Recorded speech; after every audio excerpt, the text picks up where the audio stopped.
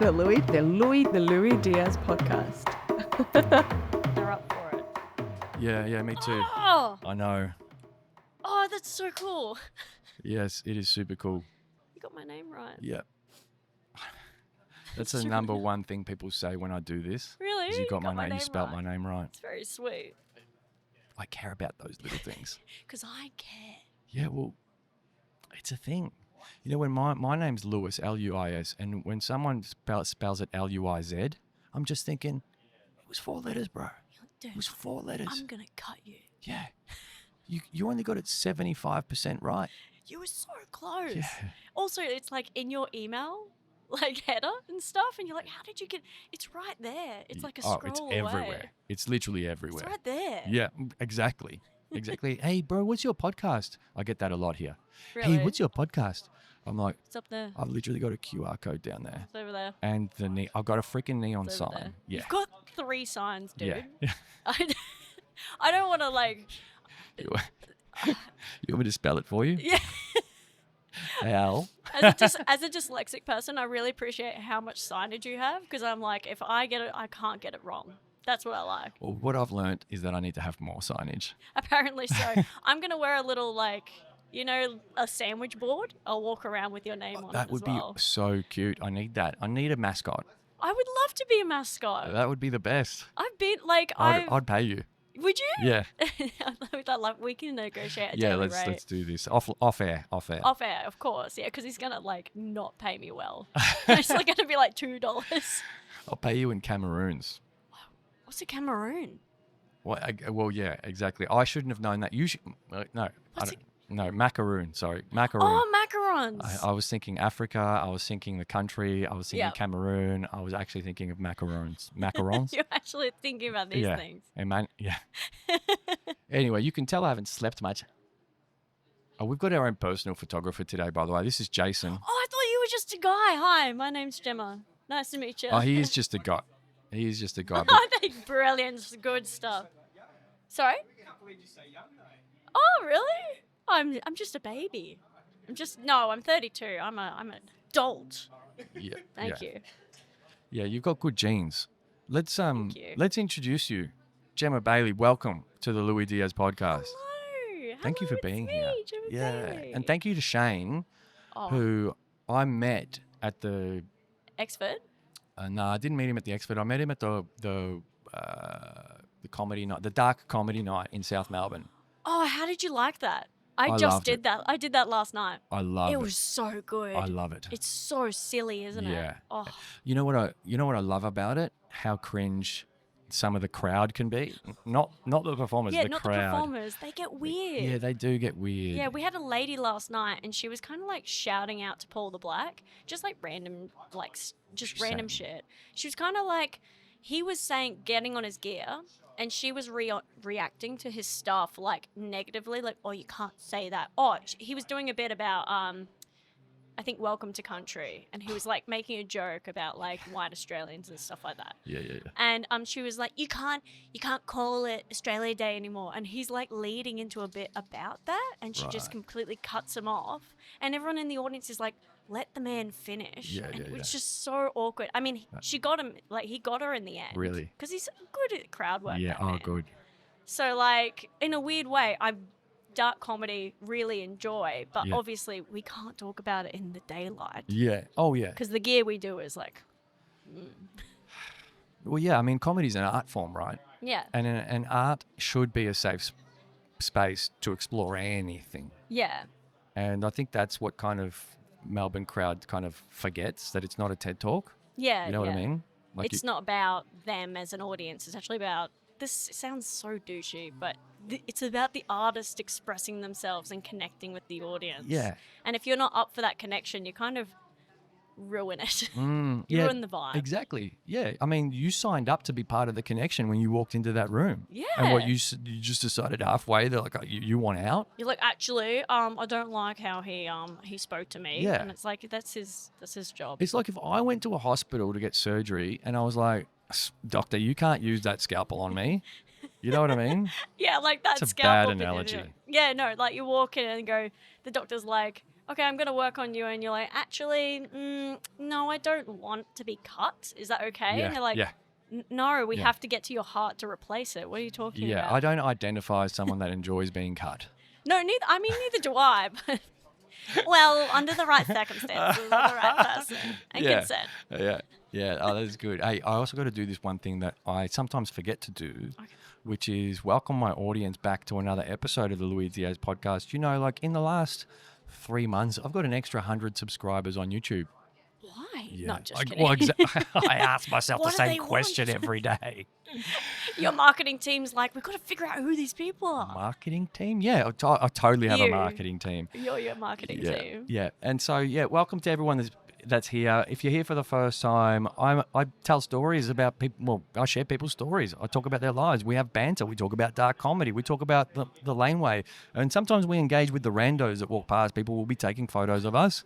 I And listen to your podcast, and Oh, you have? every now and then there's a guy called Peter. Pete. Pete, yeah. Temps. Yeah, Yeah. he's actually down there right now. I feel like I'm going to He's, see a celebrity. he's legit This is- painting down there. Are you right serious? Now. Yeah. There's someone painting up Temps. that way as well. How sick is Yeah, that? it's cool. It's all happening here. Well, because you're from Brisbane. Yeah. So you don't, we you're don't not have here. paint. Yeesh. We, Yeah, well, okay.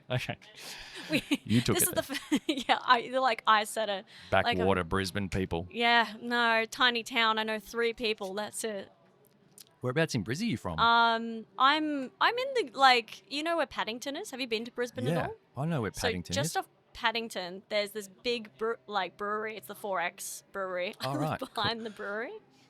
The girl lives behind a brewery, everyone. In Milton, how more Brisbane can you get? Yeah, how much Aussier can you get? It is actually incredibly Aussie. Yeah. I know, also, I was born in Bundaberg. So I'm just moving to places where there's distilleries, I guess. Yeah. You were born in Bundy, moved to Yeah. Brizzy, and you also are the illustrator for. For Bluey. And I got to admit this, Oh, I hadn't heard of Bluey that's actually like really until un-Australian. very recently. How Exactly. dare you? Okay, so this I'm podcast leaving. is like the most Aussie woman meets the most un-Australian person. This is a good podcast. Let's do this. Let's hash get this to out. it. Let's find some What do common you want ground to know? somewhere. Well, no, I just wanted to say that because I hadn't heard of it. And so, Yeah. actually, I didn't know until last night. I mean, that do you have kids? I do, but she's a bit older. Oh, okay. So not in the because it's preschool. It's like kids. No, Yeah. she's so in that's she's in her understandable. final year of high school.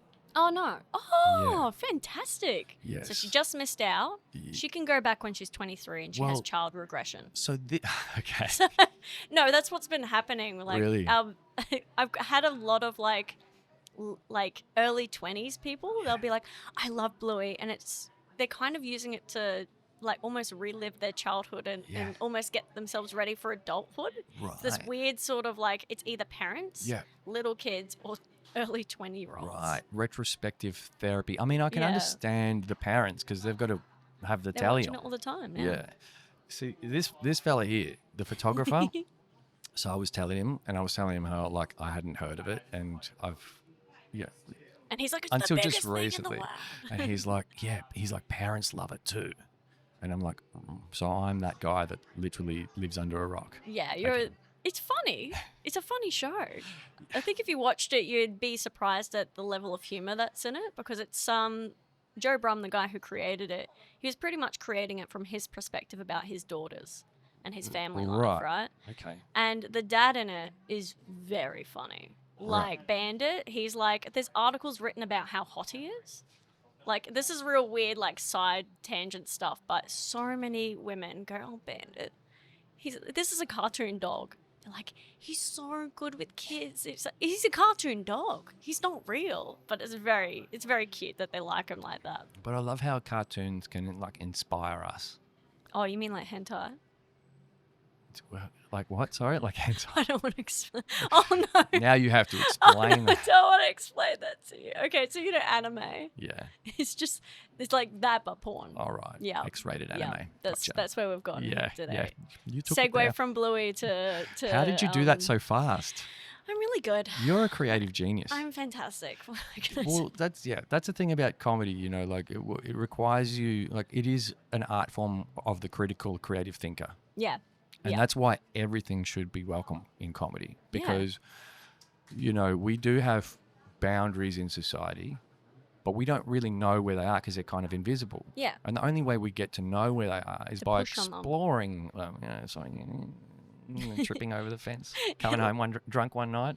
Literally like towing over the line, like, oh, is this okay? Yeah, Is this yeah, okay? yeah. Until someone goes, no, that's a felony. Yeah. In the cab. Get out. Yeah, but so in the very short amount of time I've sort of tried to get to know a bit about you, Oh. I've learnt that there's a lot to you. Oh no! Yeah. What have you found my OnlyFans too? My Did I? goodness. Yeah, no, not yet. We're working on it. You mean that wasn't you? That wasn't me. There is a girl. This sounds really weird, but I have been sent twice videos of a girl doing OnlyFans who looks a lot like Really? me. You've got an OnlyFans doppelganger? Yeah, it's like really. Well, am I just the comedian doppelganger of an OnlyFans? Like, you know, it's not my. It's. I was like, she's got my face. What do I do? Nothing, I guess. You do material. That's what you do. OnlyFans would be a great place to just put comedy material up. I know a few people who do that. There's a guy in Brisbane, and he just chucks his like skits on that. Really? And I sounded like my dad just then. One of your skits. Yeah.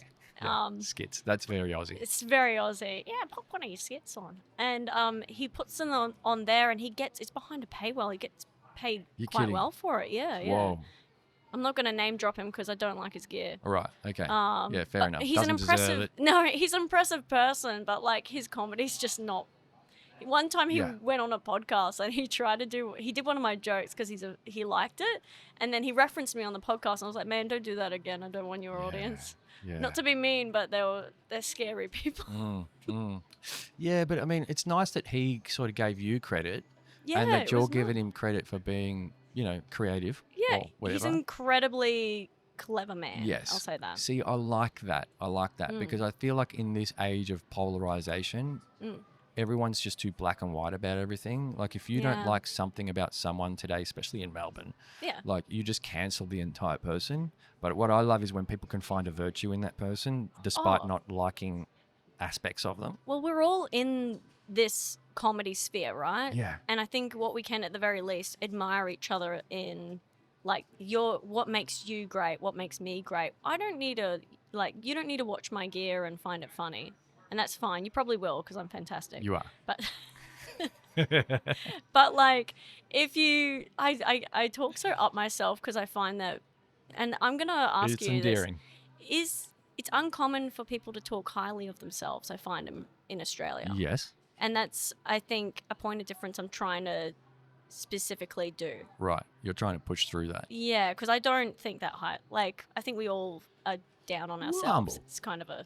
Yeah. It's definitely a cultural thing. You know, Yeah. Australia's got tall poppy syndrome. It came from the UK, and Yeah. it's really harsh in New Zealand, apparently. In New Zealand, really. Yeah, apparently it's the worst there. Actually, they do seem really sweet. Like, whenever I see a New Zealander, I want to hug them and tell them it's yeah. okay. Yeah, but they do not like you if you talk about yourself. Yeah. If you're from their town, like if they know Oh. you, like you get in your place. What I've Okay. heard about New Zealand comics, for example, is Yeah. that when they go overseas and do well, they're very welcome back home. But okay. if they're starting there, they're like, who do you think you are? You're like, well, you're trying to be better than me. Yeah, pretty much. Oh, Pretty interesting. much. And so, like, and Australia's kind of a bit like that too. You know, like how Yeah. some of our biggest acts kind of make it bigger, better overseas or whatever it is. Yeah, yeah. So that's pretty interesting. But you're trying to push through that murky I'm layer. just trying to let people get... I think what I'm trying to do is just make people get comfortable with the fact that I'm not down on myself. Yeah, So I will do it over the top so they can tell it's a joke. right. So I'll be like, yeah, because I'm incredible and the best, and I have multiple things going for me, and I can also juggle. I can't juggle, but I just say ridiculous Oh, things, right. Yeah. you know, to kind of make it Juggle with your feet. juggle with my feet. It's Yeah. incredible. You should see the OnlyFans video. It's fantastic. Wow, yeah. So- There you go. I knew my foot fetish was going to come out eventually, There you go. accidentally. That's the most common one. Did you know that? Ah, How weird is that? I never had it. Oh, so, I never had it. okay, all right. And then I saw this one video of this chick like oiling her feet. Stop it. And I was like, fuck, those are nice feet. And I was like, have I just been bitten by the foot fetish bug? I don't think that's how it happens. I don't think you just watch a video and you're converted. I think I will. I think what happened like that for me. Oh my God, you're like 10 toes in. I'm ready. Off we go. Off to the races. We've already done a full episode of gags. Have we? Where do we go from here? Now, this is great. We just keep going. This we is just so keep great. going. I'm not used Don't to worry. riffing like this and moving through different layers so quickly with someone. I'm so You're sorry. on fire. We can simmer No, down. don't be sorry. I love it. Oh, You're on my page. stop it. When you messaged me, this is so silly. When you messaged me about the stalking thing, Yeah. I was like, that is exactly You my didn't sense reply of... straight away, so I was like, oh, fuck, I've alienated my Yeah. tomorrow's guest. Because, no, because I was in the bushes from your house taking pictures. I got your picture. I was like, oh, no. That's not true, Your because I message. walk around nude. And And I live I in an think that's apartment. fantastic. And I live in an apartment on Are you a on a nudist? floor. Not a nudist, but do you enjoy that? I, Because I also enjoy that. as I have gotten older, Mm. and with the whole self-love thing, Yes. I think being a little more nude more often It's good in for private the soul. Yes. has, and when it happened, like I think it happened for me when I had my kid, when I. What you wanted to say? This sounds weird, but if you're happy Let me with explain. yourself, Yeah, you got to let me explain Okay, this. I'm ready. Because we don't want to take this to a weird place. Okay, cool. But when I saw her, like when she was walking, Yeah. and she was just running around nude, and I Yeah. was like, look how comfortable she is in her own skin. She would have been like, what, 14, 15 months old? But I was looking at her going, look how free she is. Look how comfortable she is in herself. Yeah. Like, oh, I wish I could get there myself someday. Yeah, like when did you lose that? I don't know. Yeah. I don't think there's a picture of me naked somewhere as a kid, right? Like Yeah. as a 2 or 3 year old. Yeah. So I know I had it once, but I did lose it at some point. We all lose that. And the shame. Yeah. Right? And then just seeing her, I was like, I hope I can get there one day. And that particular day, I was washing the car, and we were living on Sunshine Coast. So it was Yeah. nice weather. I love the Sunshine Coast. Yeah, sunny coast is great. I was washing the car. Mm.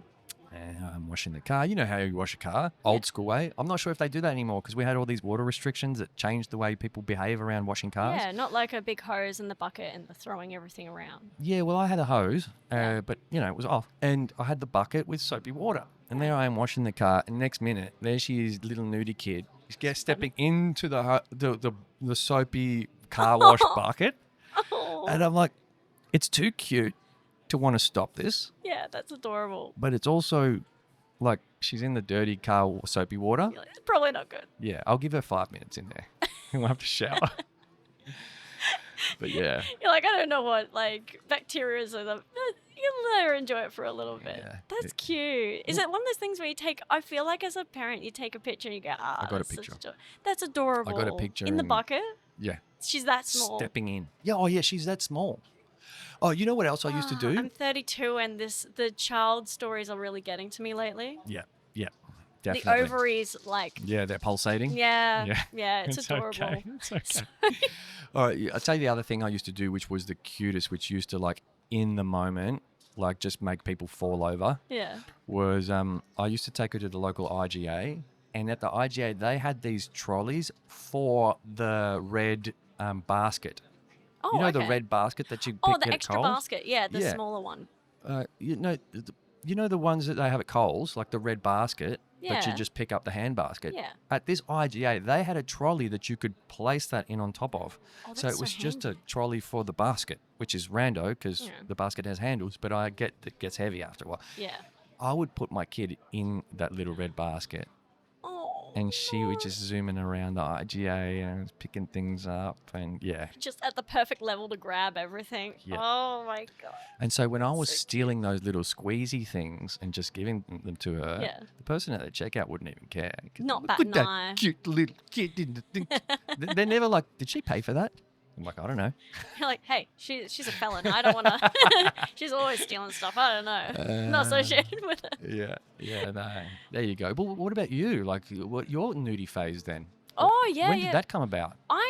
I've always been like that. It's not a family trait. It's just as soon as I think I don't know if it's just I don't like clothes. Like I love clothes as fashion, Yeah. but a lot of my stuff is kind of like, ugh. So whenever I get home, the most comfortable thing, and it's probably born out of just being lazy, not getting into pajamas. I like that period between getting changed. The undressed bit before you get redressed. And you put just some stop. music on. Yeah, right. Have a little bit of a dance. Just things wobble around. Things aren't going to be staying up forever. Do you know what I mean? So enjoy it while you can. Yeah, I agree. Let's say you get to a point where like you're like, I've got a body. Yeah. And it's like, it's so good. Like it's nice. a vessel that allows me to get through the world. I'm gonna enjoy. I'm gonna feel this out. But also, I got lighting around my mirror specifically so that it can be like a good time, and the lighting's like sick. That sounds very show business. Thank you. I am very show business. But recently, I did a show called The Naked Show. Right.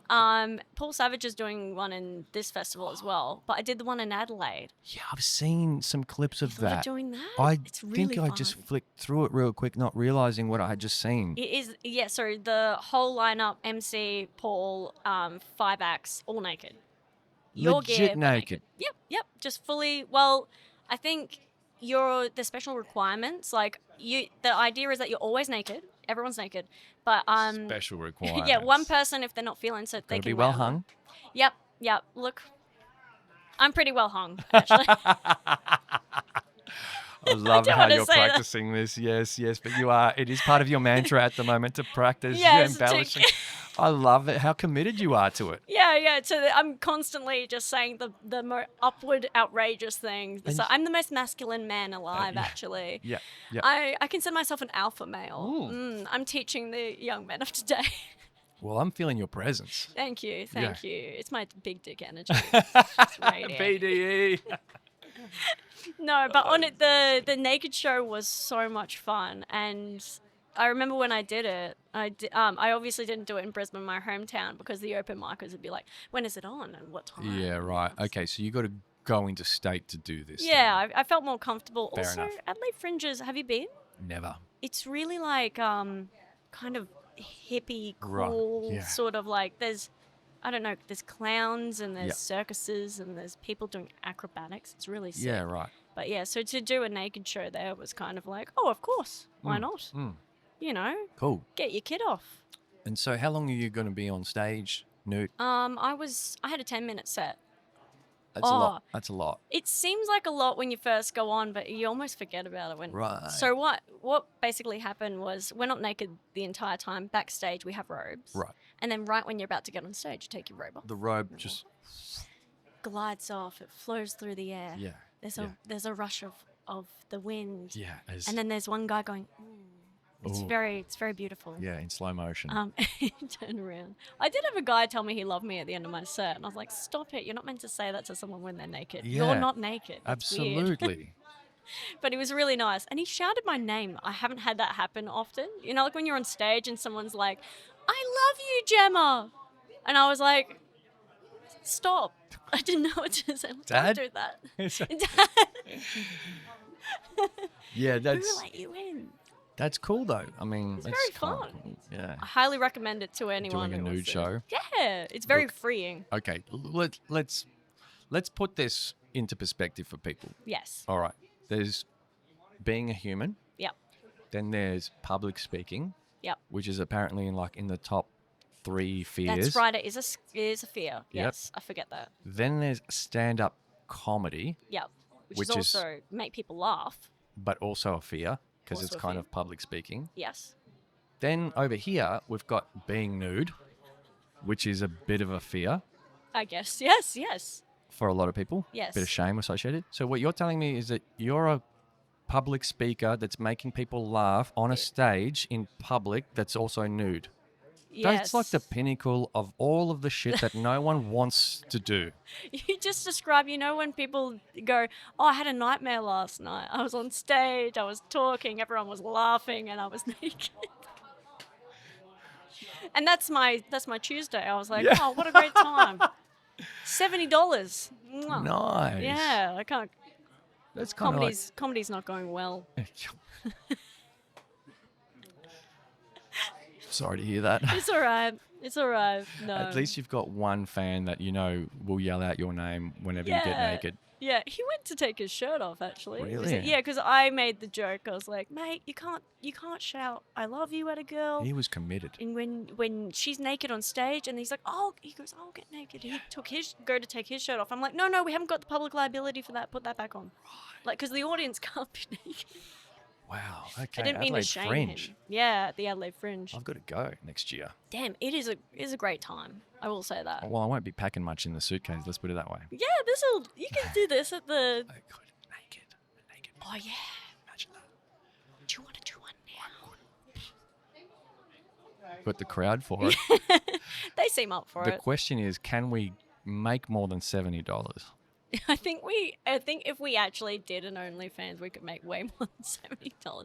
I thought about that afterwards. I was like, women have been getting naked for centuries. This is a job that women have had. And I just did it for $70 and I talked. And in my brain, I was like, I reckon a dude would pay me more to shut up and just be naked. Like, it's a little bit of a sexist thing, but it was like, yeah, I get it.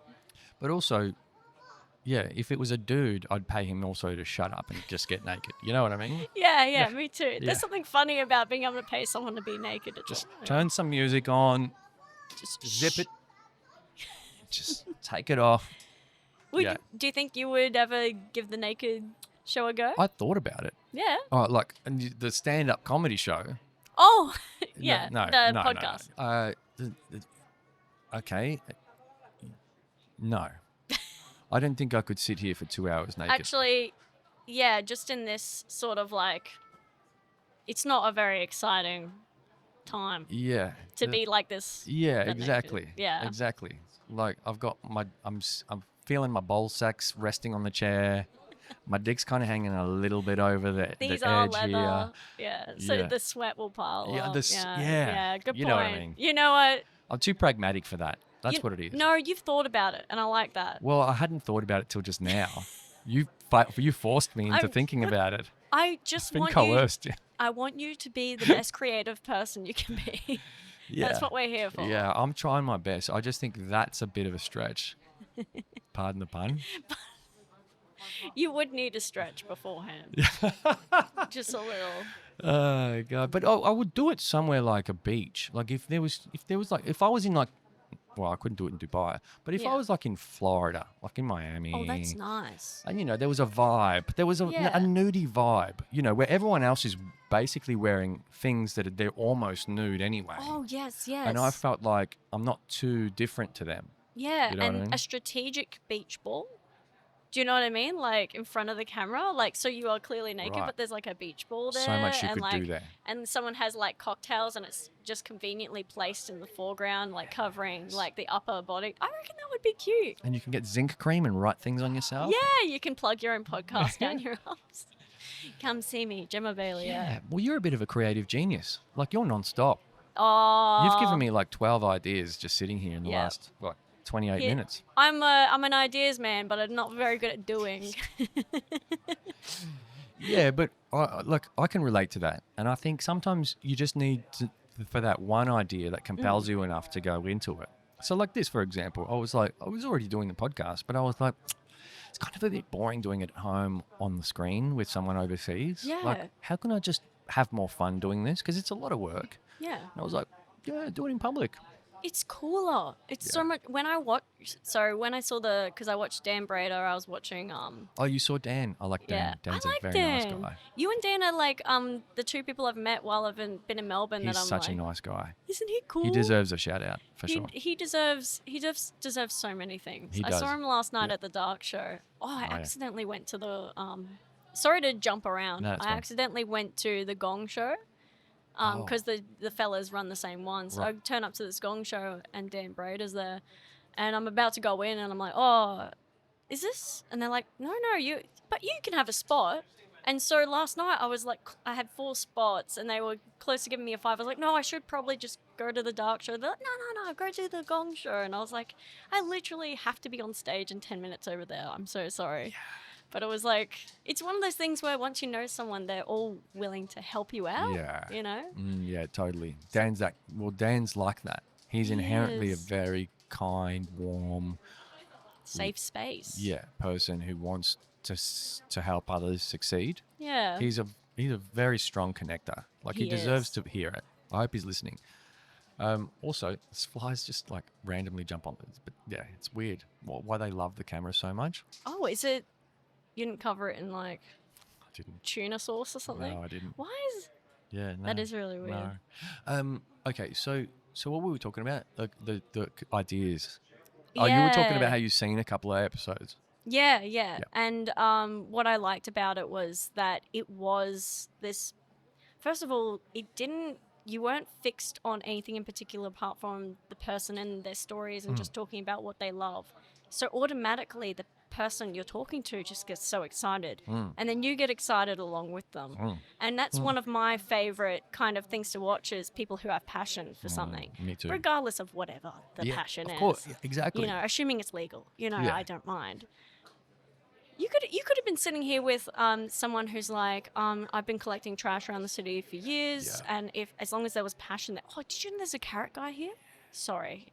Is it? There's a guy who walks around with a giant carrot in I had Melbourne. no idea. I haven't seen him yet. I'm really excited. Sorry. One day you're going to see the carrot guy sitting there. No. If you get the carrot guy on, I'm tuning in. All right. You know, I'm probably going to tune in from now on, actually. Oh. I really do like this. It's a good idea. I appreciate that. Honestly, it means a lot, you know. And one of the things that I did say that the reason I came here to do it in public is because I wanted to make it fun for me, because the rest of it's a lot of work, you know, teeing up guests and the editing and the marketing and then social media. But then I was like, no. The one thing that I've always wanted since the beginning, which I'd also sort of forgotten about, was that it has to be a fun experience for my guest. And that's probably overwhelmingly first and foremost. Aww. You know, I want you to have a good time when you're here. Well, yeah, and everyone, of course. And it just, because if you have a good time and a great experience, you're going to tell people about it. Yeah. You know? And it's not the only reason why. You've invested like 2 hours of your time to be here with me. And I just feel like I'm so privileged. You're one of those people who actually values people's time. Yeah. It's one of those things that we can't get back. I always think about, because I think about death a lot. Not a lot, but like enough to make me happy. Yeah. You know, enough to make me, you know, the stoic stuff where it's like practice gratitude, think about death, understand that everything that you have will one day be gone. Yeah. You know, and to enjoy it while you have it because everything's on loan, right? Yes. So with that comes, you say I've given you 2 hours of your time and you understand the gravity of what 2 hours actually means in someone's day. I mean, you didn't know that I was just going to be at home jacking it to like... Well, I didn't. No. But like this is way more productive. Yeah. Absolutely. And plus, like there'll be a few hours between finishing this and your show. Oh, yeah, that's true. Yeah, I'll wander over to the show and be like, I guess I'll do this. But yeah, though I do appreciate that. And I've always sort of been like that, you know? Like I've had that since I was young. I did a short documentary on elderly people that do ballroom dancing when I was at university. I studied film and TV. I had never held a video camera before. Yeah. What did you get out of that?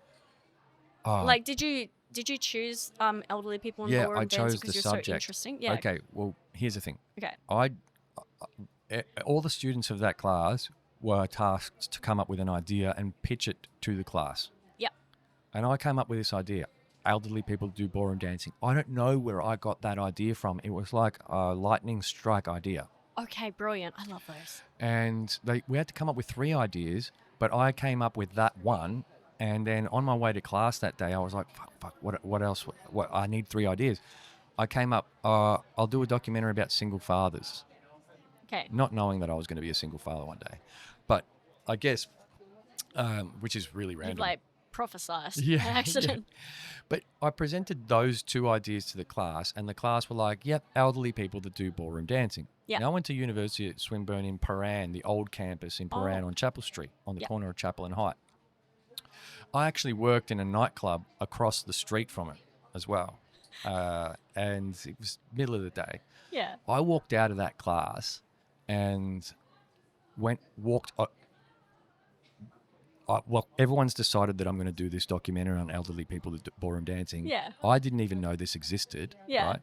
I walked across the street to the nightclub, like it's middle of the day manager's there, Yeah. and I'm having one of those moments where I'm a bit overwhelmed. I have no idea what the fuck I'm going to do. Right. And I need to just go to a safe space, the nightclub where I worked, sit there because I knew it was going to be empty. You and just go. So I spoke to this guy. His name was Nino. Yeah. I said, Nino, I've put myself into a bit of a pickle. Here's the thing. I just told my class that I'm going to do a documentary on elderly people that do ballroom dancing. I don't even know if that exists. Yeah. Right? Nina goes, why don't you try the RSL up the street? Now, on High Street, from the corner of High and Chapel, Yeah. there's an RSL about 200 metres up the street. Yeah. 200.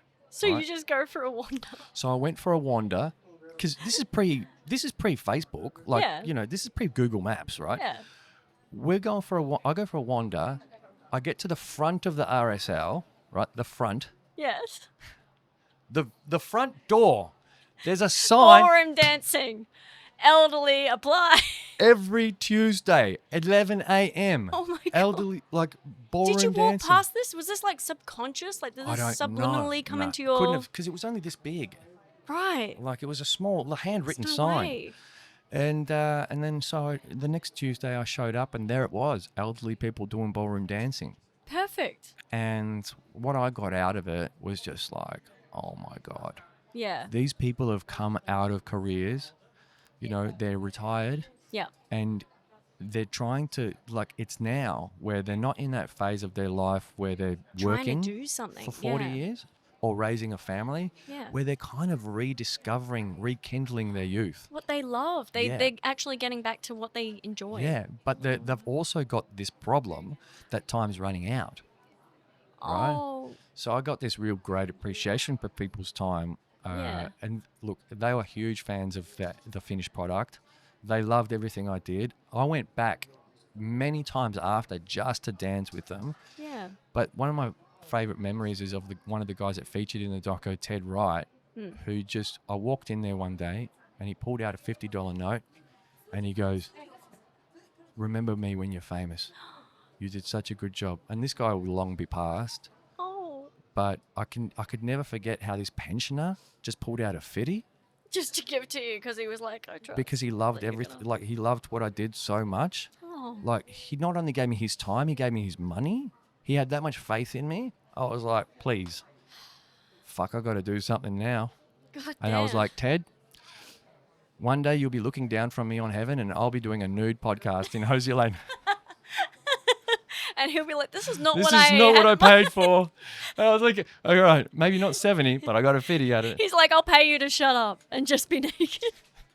Just from heaven. Now, $50 back in 2005 is worth about 100 today. Yeah. No, he was back in a horse. Yeah, he was. Oh God, well Do you think he done. did? You think he backed the right horse? I think he did. I like to think he did too, Yeah.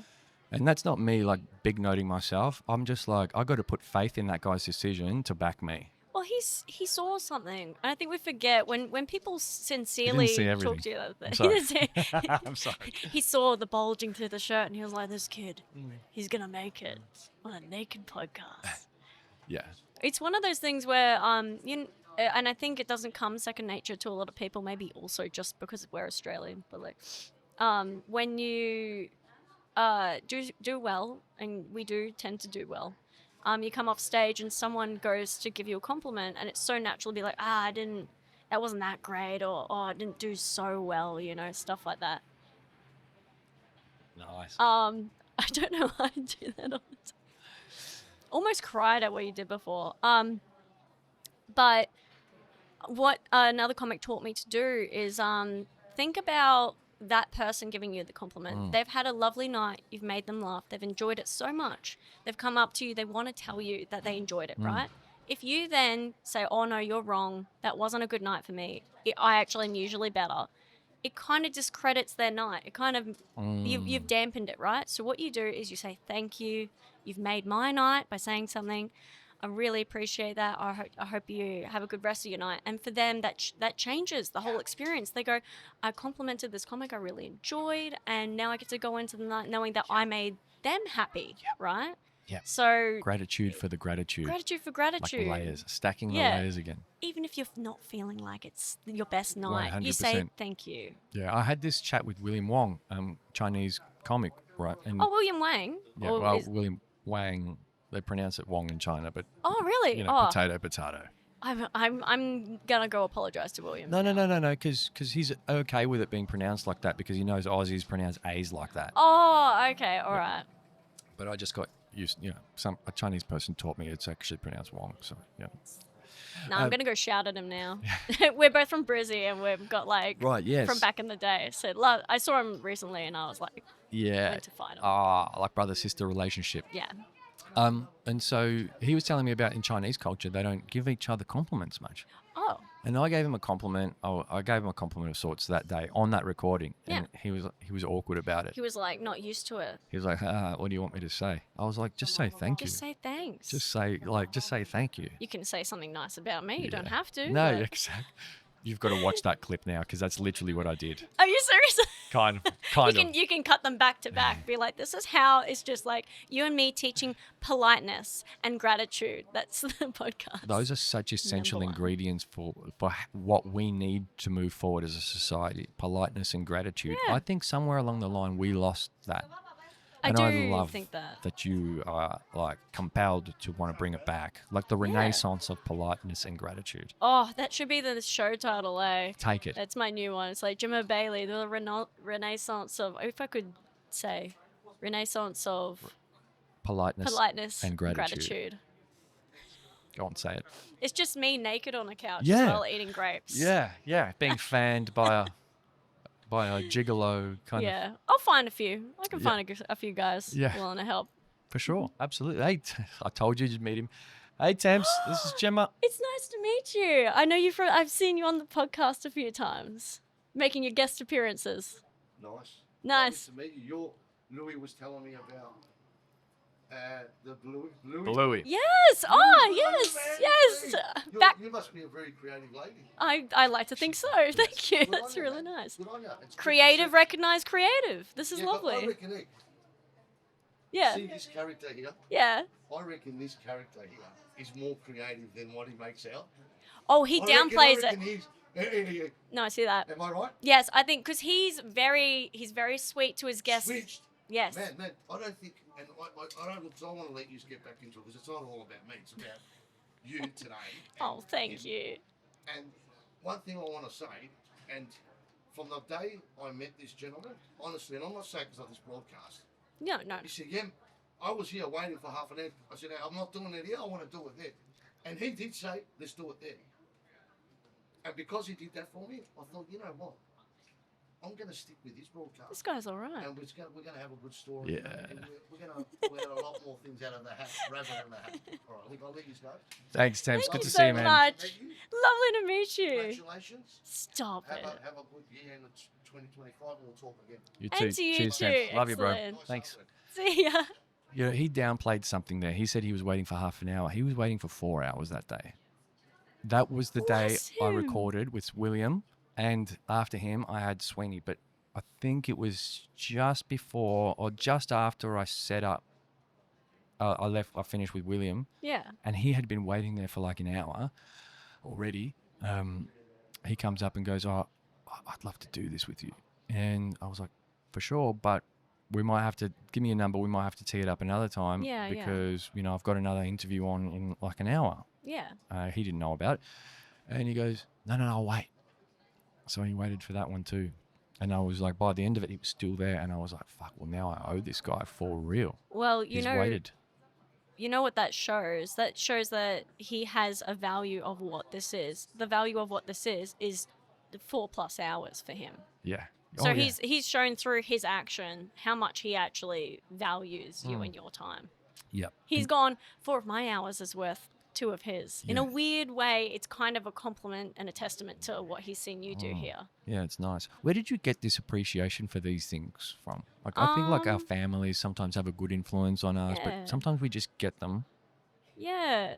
I think family values. I think not to toot my parent. My parents own horn. I don't know how to explain. My mum and dad are very good people. You can say that. This That's is- not yeah, tooting sorry. the horn. Sorry, Please. they're very good people. They're very down to earth people. Yeah. And Are they originally from Bundy? yeah, they're from Adelaide. Right. Okay. My dad, and I don't want to get too far into this. He moved for reasons Let's just say to love. do for love. Yeah. He moved for love, and he wanted his family to have a good life. Right. Okay. Right, so I have a big respect for my father because he took himself from a darker place and he placed himself somewhere just so far removed. He just went, I'm not going to have my kids be in that space. I'm going to have them grow up somewhere else. At the time, as a child, you don't fully understand why your parents make those decisions. No, you don't. When he told us, like, when we were older enough to understand, I went, oh, my dad just completely uprooted his entire life, all of his friendships, all of his family connections, all that, so that I could be safe and happy in Brisbane. And then when we eventually moved into Brisbane, organised for me to get into a very good school, just off the back of nothing. And I remember going to school with all these like really rich kids and me not having anything and understanding the appreciation of like education, time. I think one of my biggest values is if someone understands you, that's hard to find. Like someone who actually like, it's like, it's not that I value intelligence. It's more kind of like if someone can get you, and it's almost like, you know how you talk with some people and it feels like you need a translator in between? Yeah. But sometimes you talk with someone, it's like you're running on the same software and it's so fast. For sure. It just goes back and forth like, oh, this is one of my people. Yeah. I love finding one of my people. Yeah. My dad is one of my people, Yeah. you know. So the way he speaks is very much mirrored in how I speak now. Right. Values people's time. Yeah. Very Grateful. gracious. Yeah. I think it comes from coming from somewhere a little bit darker and seeing what you have now and appreciating it there.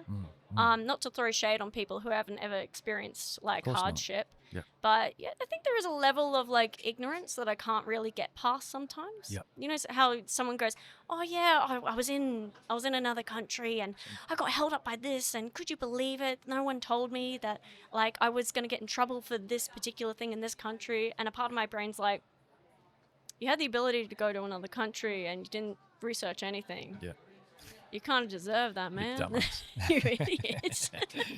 I'm like, you had this amazing opportunity and you kind of, and even if something bad did happen, do you not just kind of like take that as a wash and concentrate on the good stuff that happened? Yeah. Like you were overseas. You're overseas. Yeah. You could afford a holiday. Yeah, you could go there. Yeah. And now you're able to afford a holiday so much that all you did is complain about it when you got back. Yeah, I just it's Rubbing that it in sort of everyone's face. It's that sort of stuff I jerk. can't. Yeah, idiot. It's probably, that comes from something probably deep and darker inside them that's like not feeling like, I don't know, worth time, so they have to complain or whatever. But Yeah. still, I'm like, come on, man, get a grip. Do better. Yeah, I think that's why I like Dan Brader so much. Yeah. Because he's very much a sort of like, oh, I'm doing this and this is good. Did you hear that episode? Did you catch the whole thing? There's a part of that episode where he talks about how basically he's not the son that his dad wished he was. Yes. And that bit, Yes. I've also heard him speak about his relationship with his father, which you couldn't imagine someone talking to Dan that way, but he does a great impression of his dad. yeah. Have you seen Oh, him? yes. He did the other night. That's right. Glasses I got down. him to do it. Yeah. Knowing the backstory of it now, Very though, good. makes me very kind of sad. I'm like, oh, Yeah, it is kind of sad, but it's nice to see that, he's moved forward through it. yeah, that someone like Dan can come out of That of that. situation. And like by no means would Dan be perfect, but like, you know, he's so humble and Yeah. like so kind Yeah. that like I think old man's missing that those are really virtuous traits as well. That Yeah. maybe I should be proud of my son for. Yeah. I don't know. I mean, we all are secretly trying to make our dad proud, I think.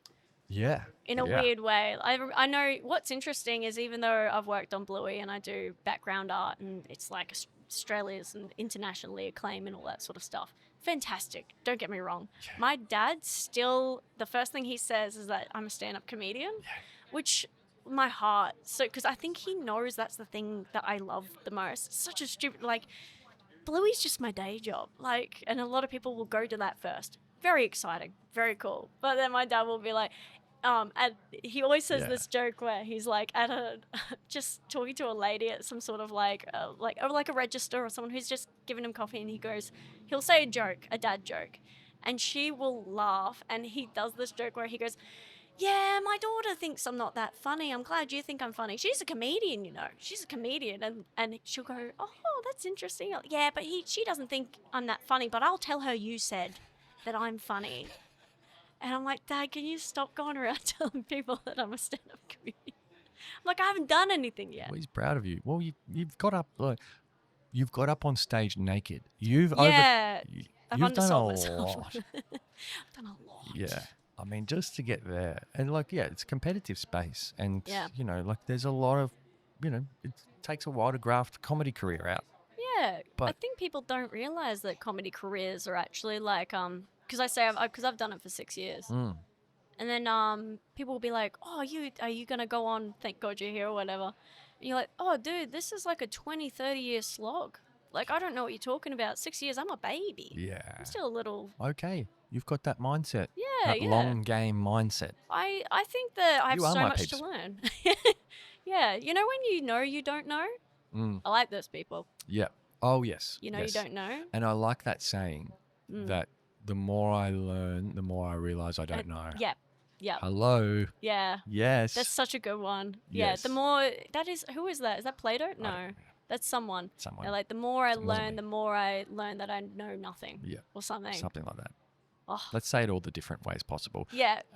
Yeah. Let's all say it. Let's say it all the different ways except for the actual way. Yes. But that is exactly the sort of mantra that I live by a lot. Is that, the more you get into the stuff. Oh, you know that is it the graph that kind of it's got a name, and it's about when people first start something, they think that because they have a knowledge in the thing and they've only just started, their lived experience doesn't reflect how little they know just yet.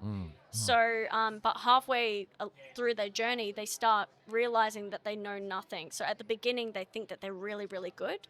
And then they get through and realize exactly where they are, and the graph kind of switches.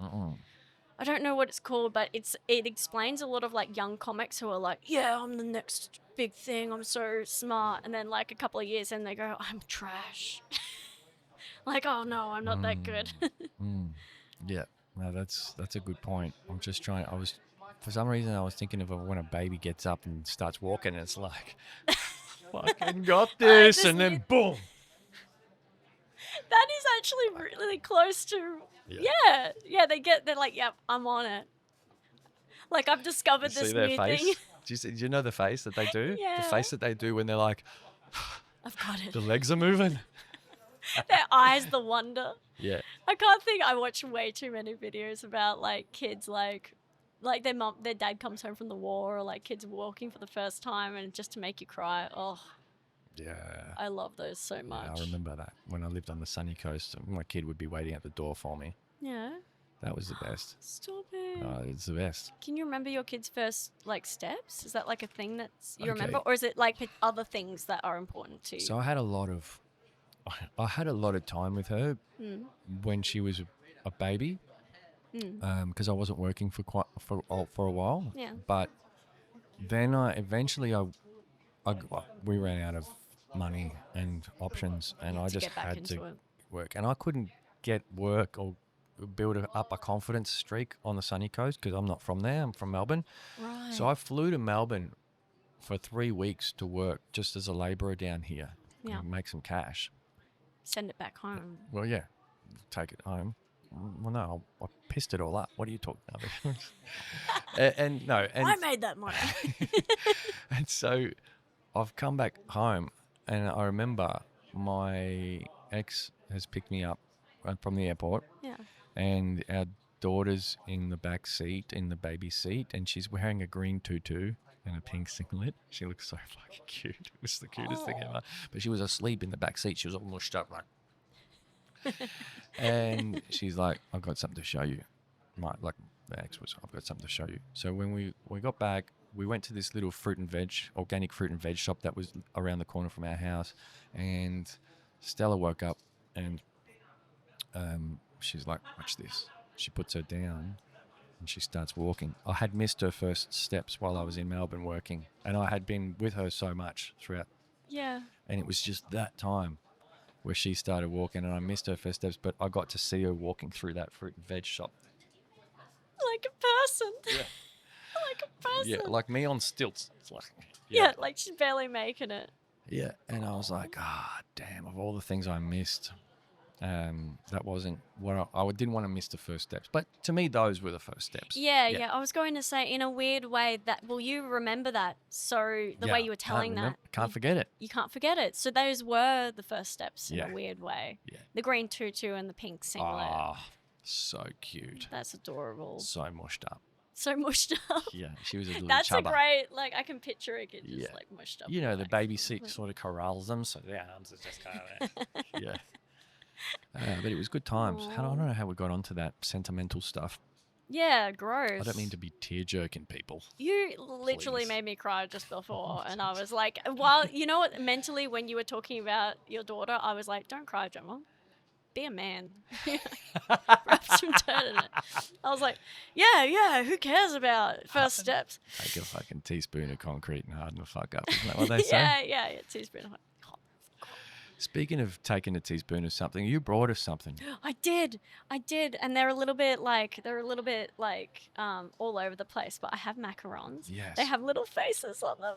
One of them's Winnie the Pooh, and the other one's some sort of other creature. They're cute. Is that Pikachu? They're Pikachu. No, is it? They've No, got to be little Pikachus. that's a guy. I don't know. Yeah, they're cute He's got a as. little poop on his head. I I think it's a beret, actually. I'm going with Pikachu. I'm with gonna say French Pikachu. French Pikachu. Yeah. With a Pikachu. Yes, it is a beret because I've gone. Look at this detail. Have a look at Yeah, the see, detail. it's got a little. They've drawn the little wick at the top of the beret. Isn't They did that a good detail? job. That's adorable. God, I don't. Okay, you live here, And the little but we don't get this in Brisbane. This is why I was like, they've got little faces. It tastes. Oh, it tastes good. tastes great. We got too much of this here. Like Oh, is I it a little bit struggle much? with the paradox of choice.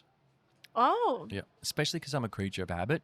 yeah. So if I find a pub with a good Parma, for example, You go back there. I'm going back.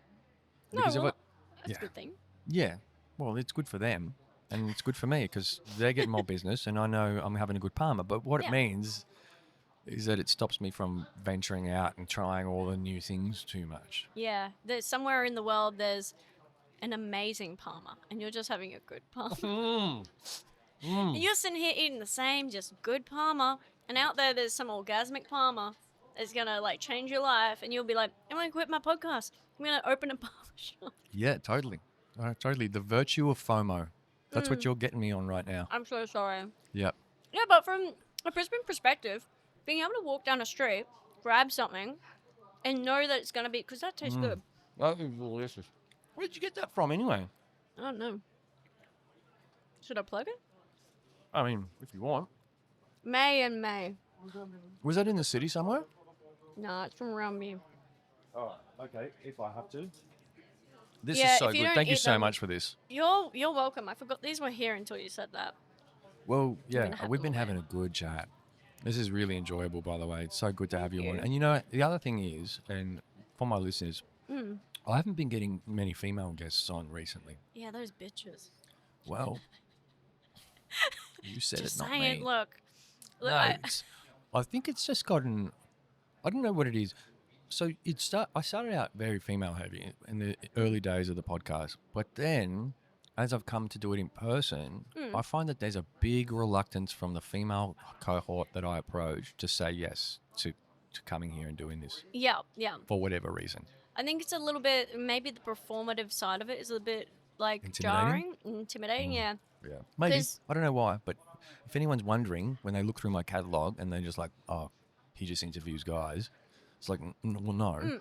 What's the ratio at right now? Because if it's Ratios, it's a sausage fest. I was going to say, if it's 1 for every 20 male comics or male guests, I personally don't think that's too bad because we are underrepresented as a whole. I'm not just doing comics though, right? Oh, okay. So But- you're just sexist. We were getting there. I love how you just fast track us straight to the point. No, I'm not. Well, I approach females, but they've been way harder to work with. They're like, no, I don't have time for that. I want my weekends to myself, or But the guys are just like, fuck yeah, when. Being a little bit flaky, I think, is within the zeitgeist of the. I'm not saying flaky, but when, and this sounds kind of douchey. Well, you just did say flaky. Well, it sounds kind of douchey, but Oh God, this was good. This is really good. Now I'm eating my third one. Just tell them that there's snacks involved and they'll come. What are you talking about? Bring them. Say it's a high tea. There's snacks involved, and you have to buy them. I was leaving the house. I said to Shane, I was like, we have to, not we have to bring food, but you're like, oh, if you bring the food, it's like kind of fun on the podcast. I was like, is the guy just hungry? Legit. He made a podcast because he wanted to have snacks with friends. Well, I think that's really cute. There is that part. Okay, so yesterday, I don't eat breakfast. So yesterday I came here to record, and the first thing I ate was the chocolate that my first guest brought. I ate half the bar of the Werther's or whatever it was chocolate that he bought me. Werther's is good. And then my second guest brought these incredible cannolis. Oh, was that Adam? Adam, yeah. Adam? He was, I've known him for a few years. He's really sweet. I was It's very sweet. very close to bringing cannolis that were a lot smaller. Oh, right. And being like, are these not big enough for you? Like, did another guy come on with bigger cannolis? How did you know he brought cannolis? I was talking to him at a gig Last night? last night, yeah. Oh, he brought cannoli. Yeah. He brought Okay, so cannolis. you know he brought cannolis. I do. Okay, so by the time I've gotten... Oh, so him and I went out for dinner afterwards, actually. We went to the ramen joint around the corner, and that's about 6 p.m. that we were eating. So the whole thing I eaten all day before 6 p.m. was a half a bar of chocolate and a cannolis. cannoli. Before a you got to cannoli. actually eat dinner. Yeah, before I actually got to eat any actual, sustenance value food. So people are thinking that this is me having a feed. Like, you're kidding yourself. No, this is all I'm eating. Like, this is, Yeah. I'm documenting. This is like a weird, like, calorie counting podcast. You, like, every time you watch a podcast, you know exactly what you've eaten that day. Yeah, the food that people bring, it's mostly been sweets. And I'm like, yeah. It's because it's the easiest to transport. Yeah. There was a part of me that was like, do I bring him, like, a breakfast bagel? Because it's like, it's not breakfast time. But this is when I eat as well. 12 o'clock's my breakfast, technically. Why is that? Why do you do it I'm not hungry in the in the morning? Yeah. I have a... You are my peeps. We are the same person. I drank... I finished that sentence. Did you see how I did that? That was impressive. Oh, look at him go. Professional podcast, right? Hello. You see the magic happening? Because my coffee order is also long black. So no milk in it. Like, Right. nothing really happening except beans and juice. Do you have...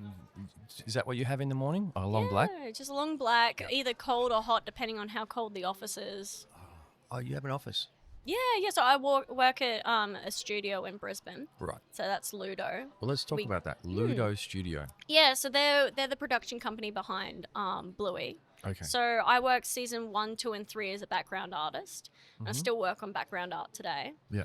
But I also am their resident artist in studios. So what I'll do is whenever there's something comes in, let's say the ABC wants me to draw a character jumping over like a lamppost for a particular event.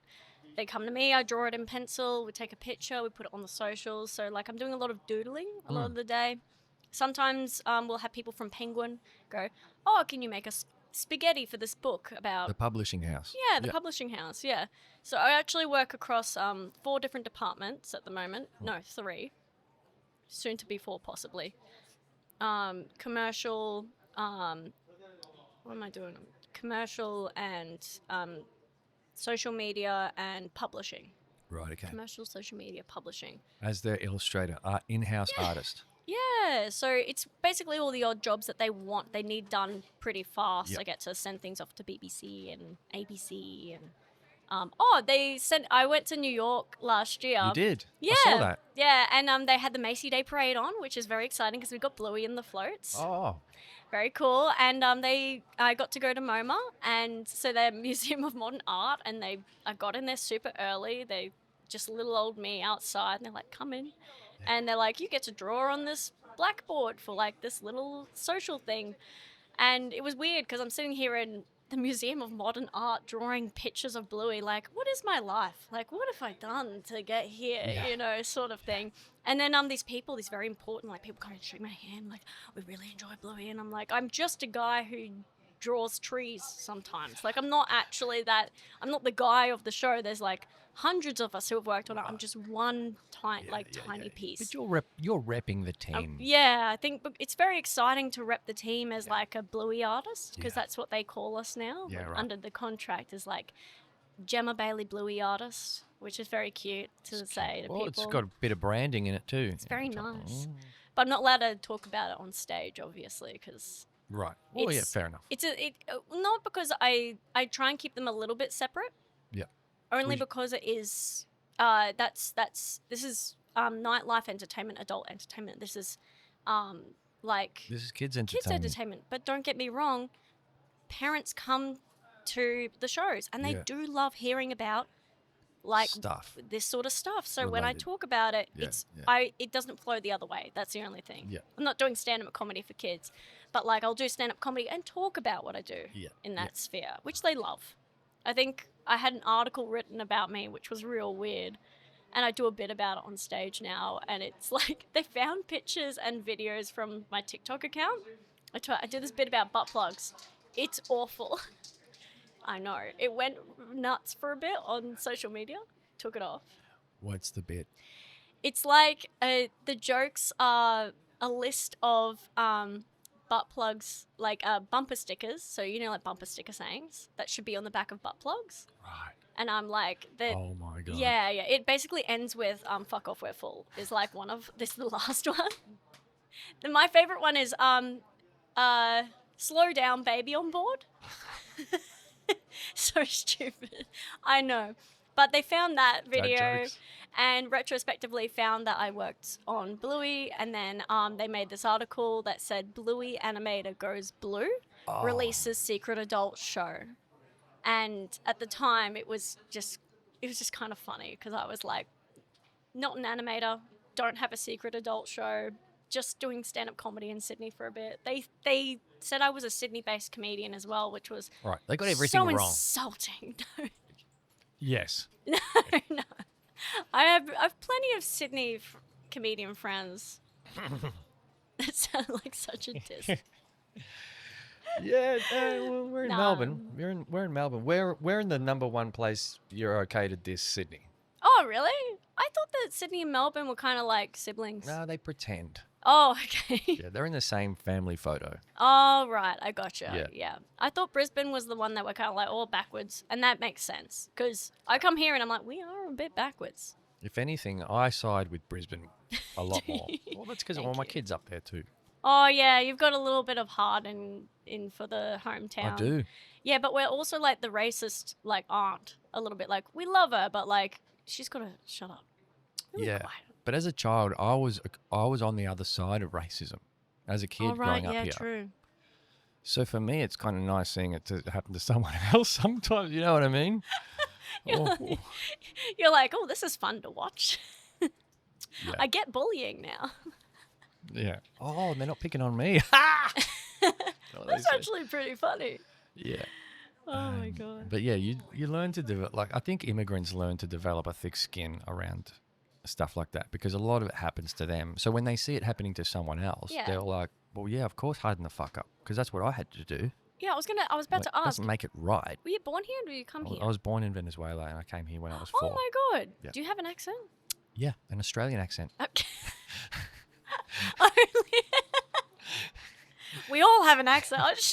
I'm really bad with accents, so you could have had an accent this entire time. Wouldn't know. People told me back in the day that I sounded like a bit Italian or Greek, like a woggy Oh, really? I can't pick up on this. I can't pick up on. I have an audio processing disorder, so tonally I can't hear a lot of difference. Really? Yeah. So I was speaking to an English person. So that explains the rando question. Yeah. Okay. Yeah. Great. So I ask it out the gate because like it's weirder if I've been speaking to you for an hour and I go, "Do you have an accent?" and you have one, and I'm like, Now that you've told me that, I should have gone, yeah, I have a French accent. You could have said that, and I would have been like, "Oh, interesting. When were you in France? For how long were you in France?" So when you said you had come here, I was like, "Oh, he has an accent I haven't picked up on." Yeah, That's why. But I was so young. You know, Oh, I gotcha. 36 years ago, actually. Yeah. Yeah. Were you bullied? Because Yeah. yeah. That's Oh, cool. that's bullshit. Teachers and students. Yeah. God damn. Yeah. Teachers. Yeah. I hate because I got bullied, but that's because of how I am, and that's fair. I was Yeah. a little shit. I deserved all that. So you were bullied too? Oh yeah, but I allowed the bullying. You know how when you lean into it and it takes away the power? Yeah. So I became class clown, I think, when I was, I think a lot of comics have that in common where you start by, look, I was running around on all fours like a donkey. I'm going to bully someone. You should have bullied me. You know, that's how I got a sense of self, right? Bullying is very important. It stopped me from being imagine if I walked in here on all fours now. That's embarrassing or very impressive. I don't know. Now I just do comedy naked and that's fine. Yeah. Apparently. Yeah, I'm like, yeah, you haven't really progressed much. Yeah. Whoa, is this new form of bullying? Thank you. Well, hey, but I don't want to. That little girl is still inside me, clearly. Yeah. Yeah. That's what I meant. Still pushing those boundaries. That's what I meant. Yeah. That's what I actually meant. But you talked about being an artist before. And Being a what? An artist. Yes, And how did all that start in your life? Oh, right. Because being I'm an trying artist. to piece together you. The tapestry. Yeah, and so your old man's moved you all up to Bundy and Queensland. Yep. And that's Start where you grew school. up. Yep. And then there's a bit of a gap, you know, because then we've got to comedian you. But then also There's you're this- this artist and that's your main gig. Yeah. And like, were you a drawer at school? Were you an arty? Yeah, I was a kid? cabinet. I was a drawer. I was a sorry. I was. Someone said use the word SETS. SETS. Sect. Yesterday. Sect. You know what a sect is? No. Like a faction of some. Oh, a sect. Yeah. Yes, I do know what that is. He goes, oh yeah. So there was these sects, and I was like, just Whoa. to explain. Please step back. What did you just I say? meant drawer. An No. art illustrator. That's what I yeah, meant. I was very naturally talented as an illustrator as a kid, and happened? I entered it. I don't know where to go. I'm No. joking. Sorry. Okay. I like how we're bantering so much in this that I can't help myself. I've asked you a serious question. Yeah, you've jumped right. You've asked me a question. You've jumped right into. That's so bad. slander me. I never do that, by the way. I just couldn't help myself for some reason. I just felt like if anyone can take it, it's you. Yeah. I elicit the response Because out you're my of. peeps. Yeah. We've already decided. this. Also, it's the fun reaction of being like bullying. Okay.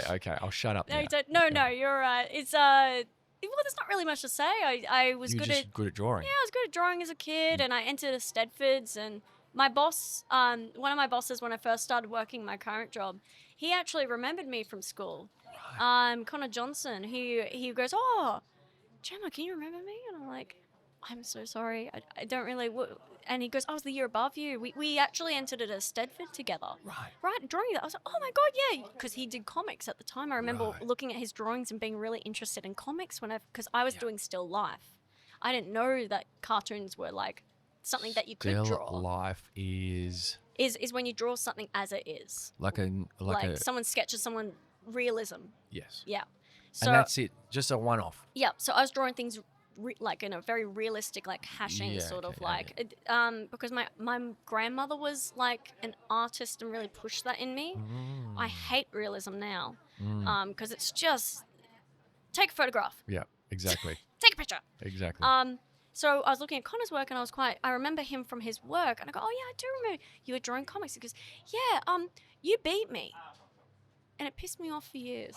And I was like, oh, and he's like, obviously I got over it, but like, now we're working together. It's kind of weird. And I was like, oh, is it? Because he's progressed so much. I progressed so much. We're both very different artists, and we've come back to this playing field of, oh, we are both very good artists, but he remembers me from beating him, and I was a year younger, and apparently that really got to him. You don't remember it. I don't remember him.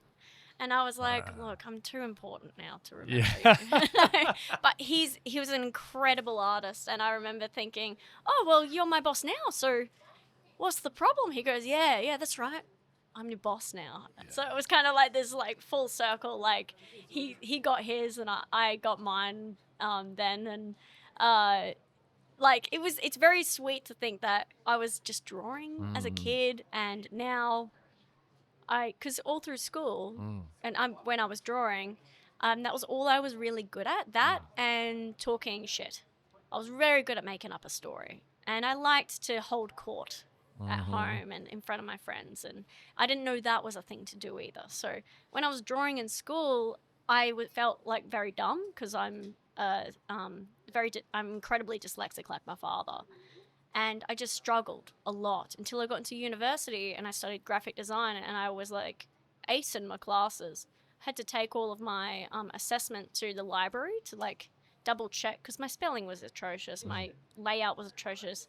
They kept saying things like, put it in the introductory sentence. And I'm like, what the hell does that mean? The top of the page? Like, no, there's like paragraphs and shit. I'm like, I understand, but it was annoying. Language really annoyed me. Because I can say it to you now, and you understand what I'm saying. Why do I need to write it down? Was the whole concept of my life, right? Get into university, graduate the top of my year. I direct my own film. I produce my friend's film, and I'm a lead animator on a third. They send me to Cannes Film Festival because one of our films got into it. I get to walk the red carpet over there, and Donald Glover was there. And I was like looking down the red carpet like, that's Donald Glover. That's weird. It was while Solo came out. That's what's his stage name again? Childish Gambino. Childish Gambino. Yeah. And I was just looking at him going, this is crazy. And another one of those moments where you just go, well, who am I? Supposed to be here? Am I meant to be here? Yeah. And then about a year after that, just coincidentally got a call out of the blue to try for a position at this studio. The year before that, so I graduate and they send a few of us to this animation, because I ended up studying animation. Send us to this animation summit, and there's this pitch going on. So what happens is at the summit is they pitch multiple, like what you were doing with the ballroom dancing and the elderly. Yeah. There's multiple children's shows being pitched. Oh, right. There's this one that is about this blue dog, and it's about these other dogs. It was actually centered around the dad at the time. I remember watching it going, this is really cool. Meet up with the guy afterwards. It was Joe Brum. I gave him my card, and I was like, I really liked the short, because it was a very short animation. I think you can see it online now. It's like Bandit pushing Bluey but at the time it was more centered around the dad, right? And I watched that way before it was a thing. I went, oh, that was really cool. Give my card to him. Maybe a year later, I get a call from a producer person going, hey, would you like to try for a job as a background artist? I hadn't done background art before, but I was pretty versatile in my field. So I went, okay. I go there. I don't get the job. Then whoever got the job apparently didn't do very well. So they call me back. That job's available again. Would you like to come in and try? And I did. Weirdly enough, at the time, I had already entered a film festival with another short film. Yeah. And I had an inaugural ceremony thing that allowed me to pitch, because I had put in this to a competition, an idea for a pitch. It was like this idea of called the 4 Grandmothers of the Apocalypse. It was like this stupid show idea about these grandmothers like escaping like their nursing home and going on the lam to try and fulfill their like bucket list of things to do. Very fun. And I ended up pitching that to the studio I currently work for on the day I started work. So I come in and they're like, oh yeah, this is where you'll be. And I start doing background art, and they're saying, oh, we really like that you're here, and we liked you from the interview, blah, blah, blah. We'll have you on for the rest of the week. So that's my first day. And then at 5 o'clock, they're like, oh, you can go home. I'm like, oh, actually, I need to stay because I'm here for the pitching at 6. And they're like, oh, you're here with the pitching team. I'm like, yes. And that's when I met my big boss, Daly. And while I was pitching to him this idea, and I'm shaking his hand, and he goes, oh, you were here today in the studio. And I was like, yeah, I'm the new background artist. He's like, big day for you. And I was like, yeah, big day for me. So, yeah. And then they just let me stay. I love that. They can't get rid of me. I love that so much. So many different facets of your story that you've covered there. It all, weirdly enough, Yeah. it all does come Together. Yeah, but there's different things happening. So the pitching is my words, and then the illustration and drawing is like another facet, and then that concept of just why not do it? Yeah. That's another facet, and that all comes across into. I love that. I love the why not do it part. That really got me at the end. You're just obviously someone who's you don't really see the barriers that other people see as maybe as high as what other people see them. Like maybe the barrier still exists for you, but like to you it's a picket fence, and to someone else it's a 6-foot wall. Yeah, that's a scary concept that you could get trapped in something because someone says that that's a stupid thing to do at one point. And I don't know if it's as simple as immersion therapy. Because when you start, like if you start doing comedy, you do your first 5 minutes, it seems so daunting.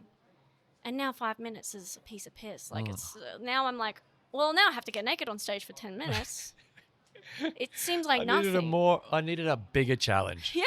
Yeah. So when you think about it in that way, if you keep, and the world will, as you keep trying things, the world will reward you in that thing. And it may come way later. I think the key is to be comfortable with failure, because failure is going to happen regardless. One of the big things that a lot of people I admire, the way they go about life, is they fail and they're not scared of that. Yeah. And if you're not scared of failure, you can do anything. I mean, don't be a murderer or anything, but like... Yeah, sure. But, go after something that... Because if you fail at murder, you're an attempted murderer, and no one wants to be one of those. That's embarrassing. How embarrassing. Attempted murder. Yeah, so lame. Don't want to go to jail for that. But and then comedy came after I finished study. I mean, I technically started comedy when I was in high school, which is in a high school comedy competition. That's cool. And I got to the state finals, and it was sick. Really? It was really fun, yeah. And it's kind of where you got the... I was like, I want to do this. Yeah, because my drama teacher put me into... You're in a drama. Yeah, of course. But I couldn't sing. And I was always put in comedy roles, and my drama teacher didn't like that. I'm a very disruptive person, always trying to make people laugh. So she sent me off. She goes, oh, there's a comedy competition, Jemma, at the same time as this year's theatre production. Weird. You should try for that. And she pushed me into doing this stand-up comedy competition, and I did quite well, but it was not. And I got through I got through it to like the very end, and they did not like publish it anywhere in the because I was a menace. They're like, oh, we can't give her too much because she's like a little bit of a nut job.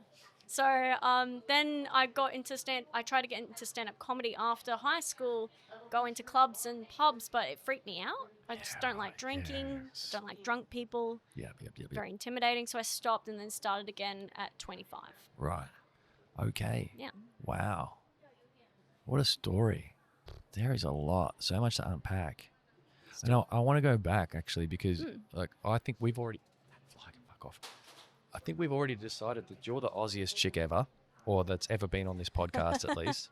Yes. And it was just kind of embarrassing. Australia's not... I like Australia, but we've got some way to go, Yeah, but also so does everywhere else. Okay, good point. Yeah. All right. Everywhere else has got a ways to go. Yeah. It's always funny when you look at things through your own bubble. Like, Yeah. oh, Europe's just so much. No, they're not. They're fucked. Yeah, if you live there, that's a They're good still point. they're still traumatized from the Second World War. Oh. You know what I mean? Sometimes you go to parts of Europe and you're like, can you move on now? You're like, you it's know, like- okay, guys.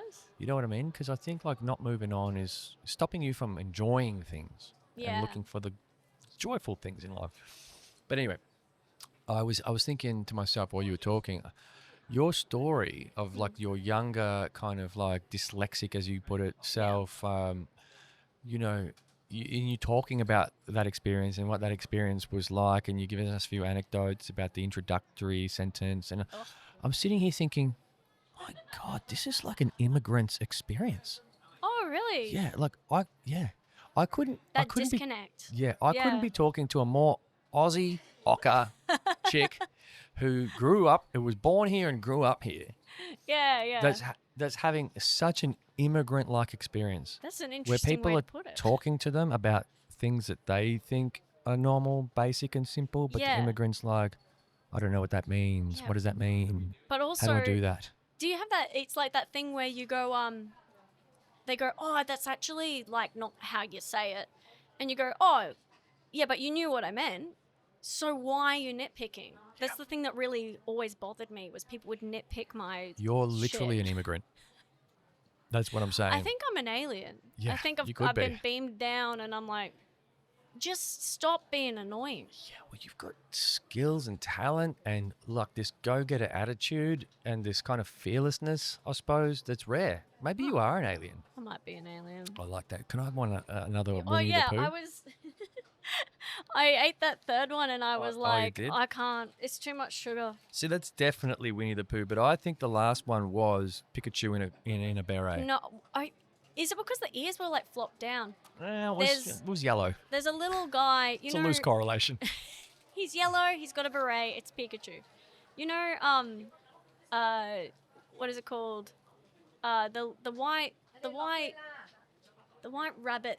No, the right. Hello Kitty. Hello Kitty's Hello got Kitty. a guy. Another guy. Oh, Who's yeah. Oh, Oh, so she's got another guy, and he's got a yellow. He's yellow like that. I think it's that guy. mm. I Could be. don't know what his name is. Could be. Could be. I don't know Hello Kitty though. Well, I've never met her. yeah. Someone Yeah. told me.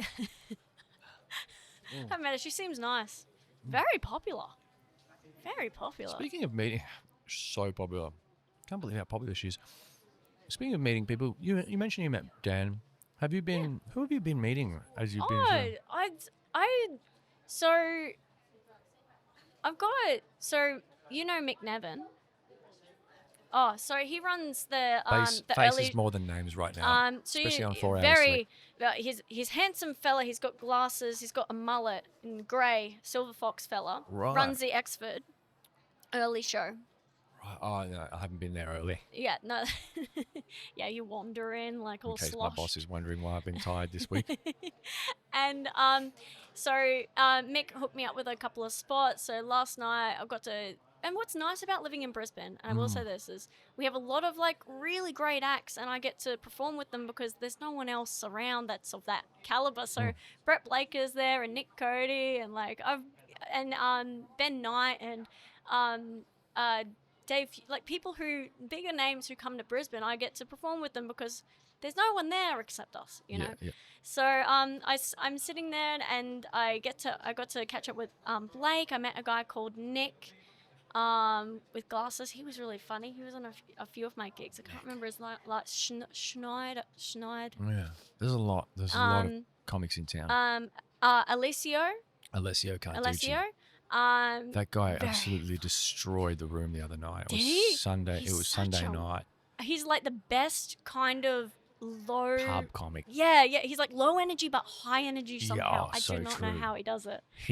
That room is such a tough room there Yeah. at the after party because it's just a pub crowd. Like it's a rowdy pub crowd. And he got him. He didn't just get them. He suplexed them. He turned them around, twisted them, body slammed them. Yeah. Like everyone was cooked by the time he was done. Yeah. Like, I think I felt a little bit of pee dribble out while I was laughing so hard That's a testament. You should send this to him. at Alessio. Yeah. Yeah, well, I said I saw him on the balcony afterwards, and I said, "Dude, you Okay, killed." good. But he knew. Yeah, good. Yeah. Because I think comics, we need to hear every now and then how well. I think he knew. Is that young woman who, and this is very sad, that young woman who got killed, Dixon? Yeah, Euricity. Awful. I'm getting your name wrong. Euricity Dixon? Yeah. Yes. Yeah. Her father was at one of the dark shows I did. Oh, no way. And I didn't know, and we were just doing gear, and I was having a great time.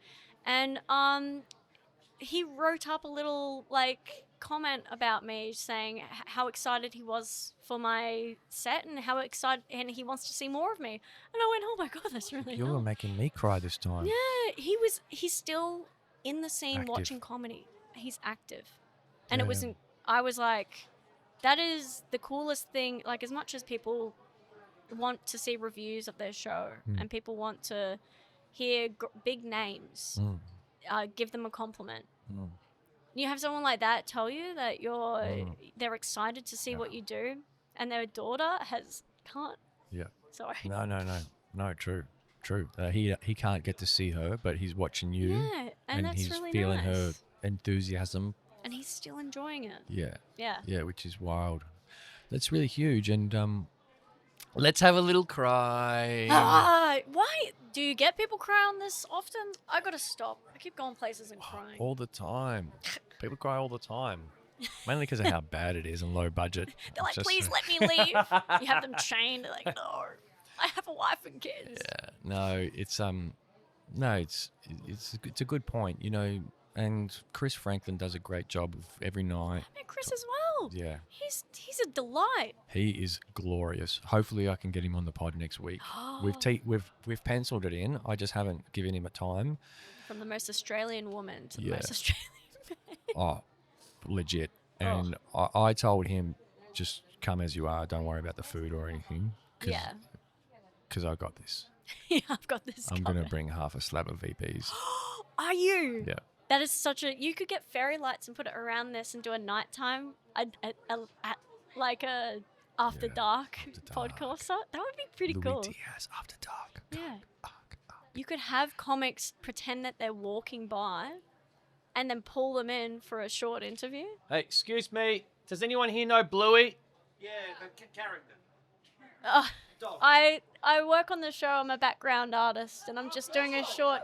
If you'd like to know about what we're recording, I talk a little bit about being a background artist on Bluey, and I do a little chat about studying and then getting into it, and then how the studio works now. So if you want to follow the podcast, you'll hear all about it in the next episode. That's it. Thank you so much. You know, embarrassingly, I didn't know much about Bluey. But Very can understandable. everyone say boo? Yeah, I deserve that. Thank you. Fair. It was very un-Australian of me not to know. Yeah. But now I know. No, and I'm glad that I've opened you up to this well. Yeah, no, you have. It's just, you know, what I struggle with. Like, I have limits. Yeah. And my limits, I know them now. I didn't know them before. And I spent a lot of my life not knowing my limits and doing too much and trying to be too much and wearing myself out. Yeah. And then being nothing. And being bad and being shit. Being a shit bloke. Yeah. Well, And we all get there. Well, ending up at the pub and just blowing everything, you know, like blowing my life because I didn't understand how to have structure and I didn't understand how to have focus and a vision. Yeah. But now I understand that for me to be able to do this and Yes. to be consistent with this, that I need to be like tunnel vision, narrow, locked in. So I watch barely any television. The only thing I watch is, and like, it means therefore I know about nothing until I turn on a screen and see it. Yep. SBS Food Channel. That's the only thing I watch. I'm weirdly enough, and I shouldn't say this because I do work in film and television. I don't watch anything. So how do you find out about stuff? Like, say there's another Bluey thing. Yeah. At what point does the normal, not me, What Yeah. does the normal person find out about it? Yeah, and then I find out. Well, I find out through my friends. So Right. this sounds kind of like You have friends. See, that's the difference I have between you and friends. me. Sometimes what I'll do is it's not. I do view my friend. I love my friends, and I do view a lot of people that I know as like I care about them deeply. But there's another part of me that's like, oh, you're also like my eyes and ears, in a weird way. So like I'll have some mates. Both of them are mothers, and they'll like say, oh, have you seen this show? And that's how I heard about. Like I hear about Paw Patrol. That's how I heard about Chip Chiller, which is this weird, I shouldn't mention it, but it's like this weird parody version of like Bluey. But it's like the ultra right version. Some guy called Ben Spiro. Is that the one that the Pauline Hanson Yeah. videos? Oh, I know. Are you talking about the one where they kill Bluey or whatever? Yeah, or I elbows did in hear it. about that as Yeah, well. did you hear about that? Yeah, I saw that. and people I've seen were like, that. that's terrible. And I was like, yeah. And in the back of my mind, I'm like, but that's another animation studio in Australia, and I kind of do want them to have work, so let's like not be too mean to them. They're just Yes. working for a party that no one likes.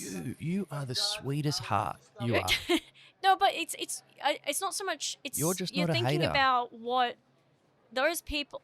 And this is a classic like remove the art from the artist situation. Yeah. That's a whole studio of people who have jobs. Don't cancel them because they had to work for someone who was shit. Darn right. Yeah. Well, yeah.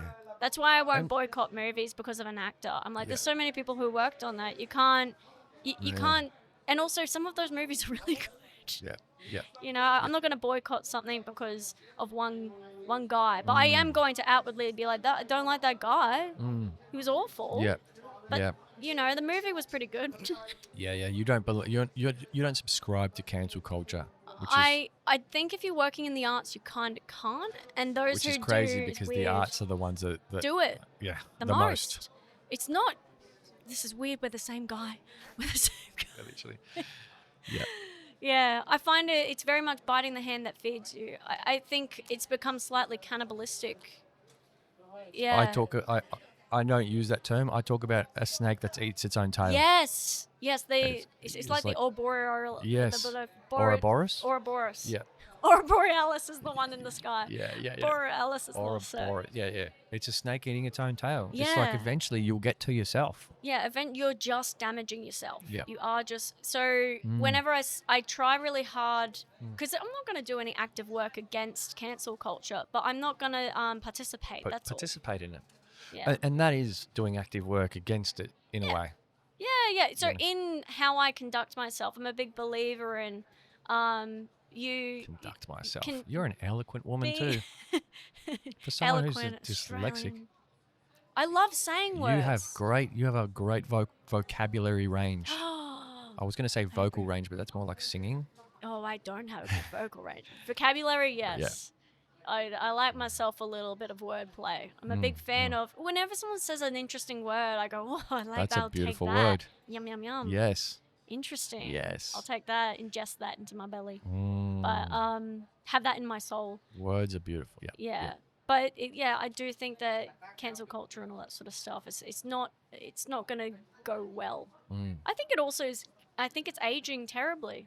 I think more and more people are seeing what's been done in the past, and they're seeing how things are happening, and they're going, "Oh, this isn't good." Like, slap someone on the wrist for saying a naughty word, or not being exactly careful about with the subject matter.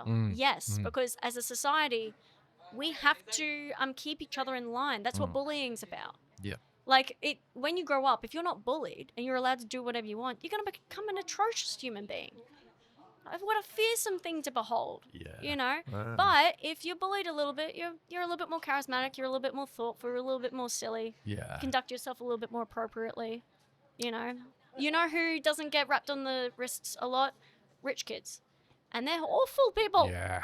They're That's awful. so true. They're not awful, So but like true. some of them are just So rich many kids. good points. You raise so many good points.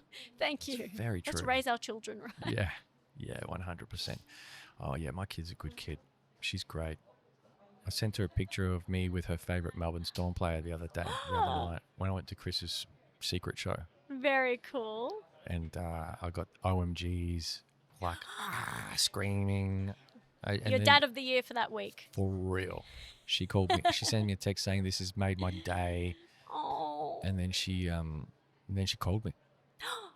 It was like 10:30 Wait, at night. so by she's the still time- in Sunshine yeah, Coast? Yes. Just give you a call. She FaceTimed me with the biggest smile on her face, and I'm like, that's a legit big smile. She doesn't give me that very often. Real and All well, the teeth. teenager now. Exactly. I don't know if this is going to be your experience, but as a young woman who has a father, and I love him very deeply, during my teenage years, he was the most terrible, annoying person in the world. Would always touch my hair. Dads, I think, during your teenage years, you're the antagonist for a bit.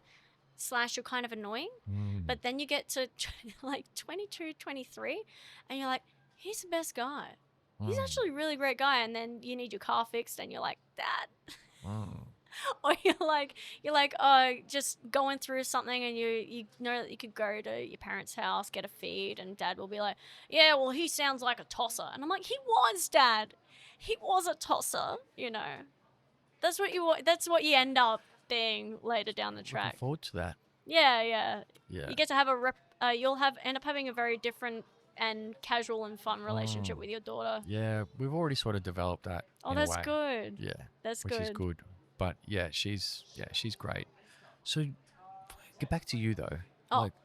because I do that a bit. Sometimes I'll just reminisce on something that someone Yeah, says. but and go, like if I'm connecting to it, then it's You are fine. Yeah. connecting, and it's great. But I did want to ask you, like, where are you going now? Oh, you know that episode that I did with Dan Brader. Yeah. Right. Yes. So that episode that I did with Dan, I had a light flashy moment in that episode where I talked to him about comfort zones. Yeah. And I Feeling was like, safe. yeah, and how we sort of, you know, as artists sometimes or creators, will push boundaries to a certain point, and then we'll get comfortable in. Yes. And then we stop pushing the boundaries. And I'm trying to think, where does one go after the nude show? Yeah, Like, what is not? Yeah, because I'm feeling pretty safe being naked too. I signed up for another one, and I was like, nah, it's easy now. It was too easy. Well, it's not. It wasn't easy. It's just it was a gimmick. I think I thought it was going to give me more than what. Because when you and Dan were talking about it's the complacency, and complacency is not good. Being comfortable is great. Feeling safe and comfortable to push boundaries is good, but complacency is the thing that we slip into, I think. And my complacency lately has been I gig a ton. I love gigging. If I can gig 5 times a night, I will. Yeah, right. Like in Brisbane, I can only get about 9 gigs a week if I push it. If I could, I'd be doing 3 to 4, but I can only get to 2 gigs a night, which kind of annoys me. But they're good gigs, so I'm not complaining. Here, I've been doing 3, 4, 5 gigs a night, traveling on the tram. It's been fantastic. I love it. So I'm a bit of a gig pig. And the complacency comes in with, I don't write for those. I'm doing the legwork, but I go up with nothing, doing the same gear. If I'm not writing, what's the point in doing all those gigs? You know, I'm not doing the background noise. And I shy away from that, of course, because of, I think, my history with dyslexia and writing being the thing I don't like. So I overcompensate by just booking gig after gig after gig. I'll get better. Now, that did work for a while, because what I was doing was I was getting enough stage time that I was getting my confidence up as a comic, which you really do. Yeah. You need that as a upcoming comic. Get used to crowds shouting. Like, get used to someone. I've had someone rush a microphone. I've had someone threaten to glass me. Like Brisbane stuff, you know. Typical Brizzy behaviours. Yeah, Brizzy behaviour. Someone wanted to fight me, and I was like, look at me. Don't fight me. I'm sorry, I'll stop talking and being a little shit, you know. So I've gotten that stage. I feel quite comfortable on stage now, to the point where obviously I can do a naked show and I'm not batting an eye. What are you batting? Well, Sorry. the audience you're not was batting batting a an eye. lot.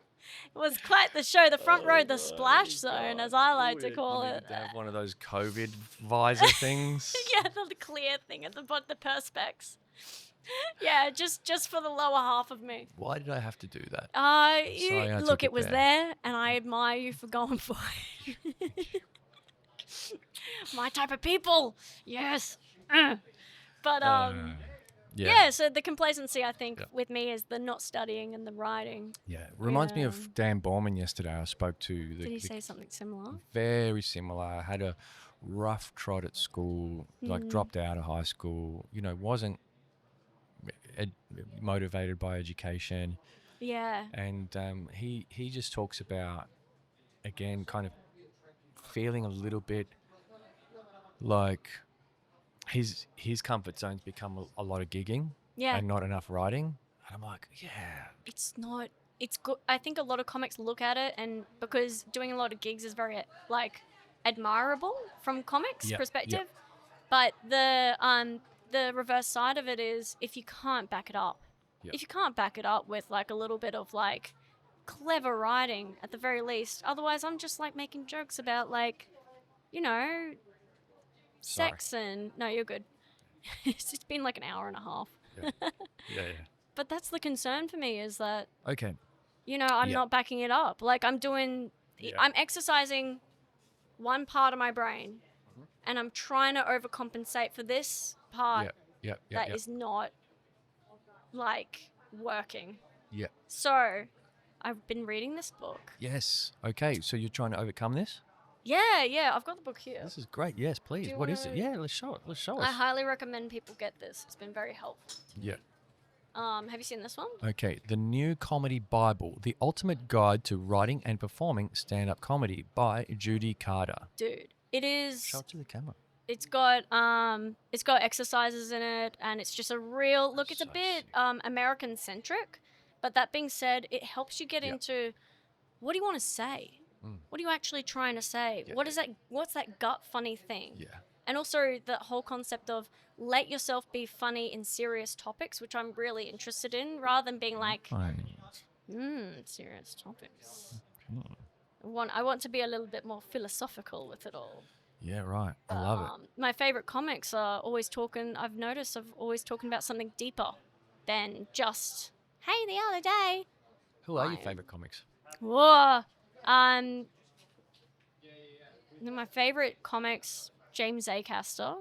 Haven't heard of him. He's an English comic. He's very Probably strange. seen him. Again, I'm better with faces than names, to be You're fair. good with, I was going to say, how are you, English scene or American scene more? Because I love myself John Mulaney. I love Louis C.K. Love Bill Burr. I love... Bill Burr. He was in my Rushmore. Was he in my Rushmore? What's a Rushmore? So this guy I had on, Luke James, a fellow comic, he challenged me to do a comedy Rushmore with him, which is like the Mount Rushmore, your top 4. Oh, that's so clever. Oh, Yeah. Who would be on my Rushmore? Okay, I'll tell you who my Rushmore was okay, first. yeah, what was yours? Robin Williams. Good. Had to. Couldn't not. Yeah. Whoa, slow down. Robin Williams, Dave Chappelle. Okay. And then he was like the old Chappelle or new Chappelle. I love them both. Yeah, same guy. Sacha Baron Cohen. Okay. Not a stand-up comedian. No, but a comedy. I want to say that he pushes boundaries more than. He pushes the hell out of boundaries, Ugh. and he does it in a way that you can only do it, which is like getting in front of people in like Real set up scenes. Yes. Where you're setting them up. He's done like ever since Ali G. The guy's a genius. You talk about fearless. That's what I think about when I think about fearless. That's insane. That is insanely fearless. And it was who's that funny? Who's the guy on the show? The TV shows. On TV. Yeah, no, British. Who did The Office first? Oh, Forgot his Ricky name. Gervais. Ricky Gervais. Ricky Gervais. Yeah. Gervais. Well, there's some good ones. And the Oscars Gervais.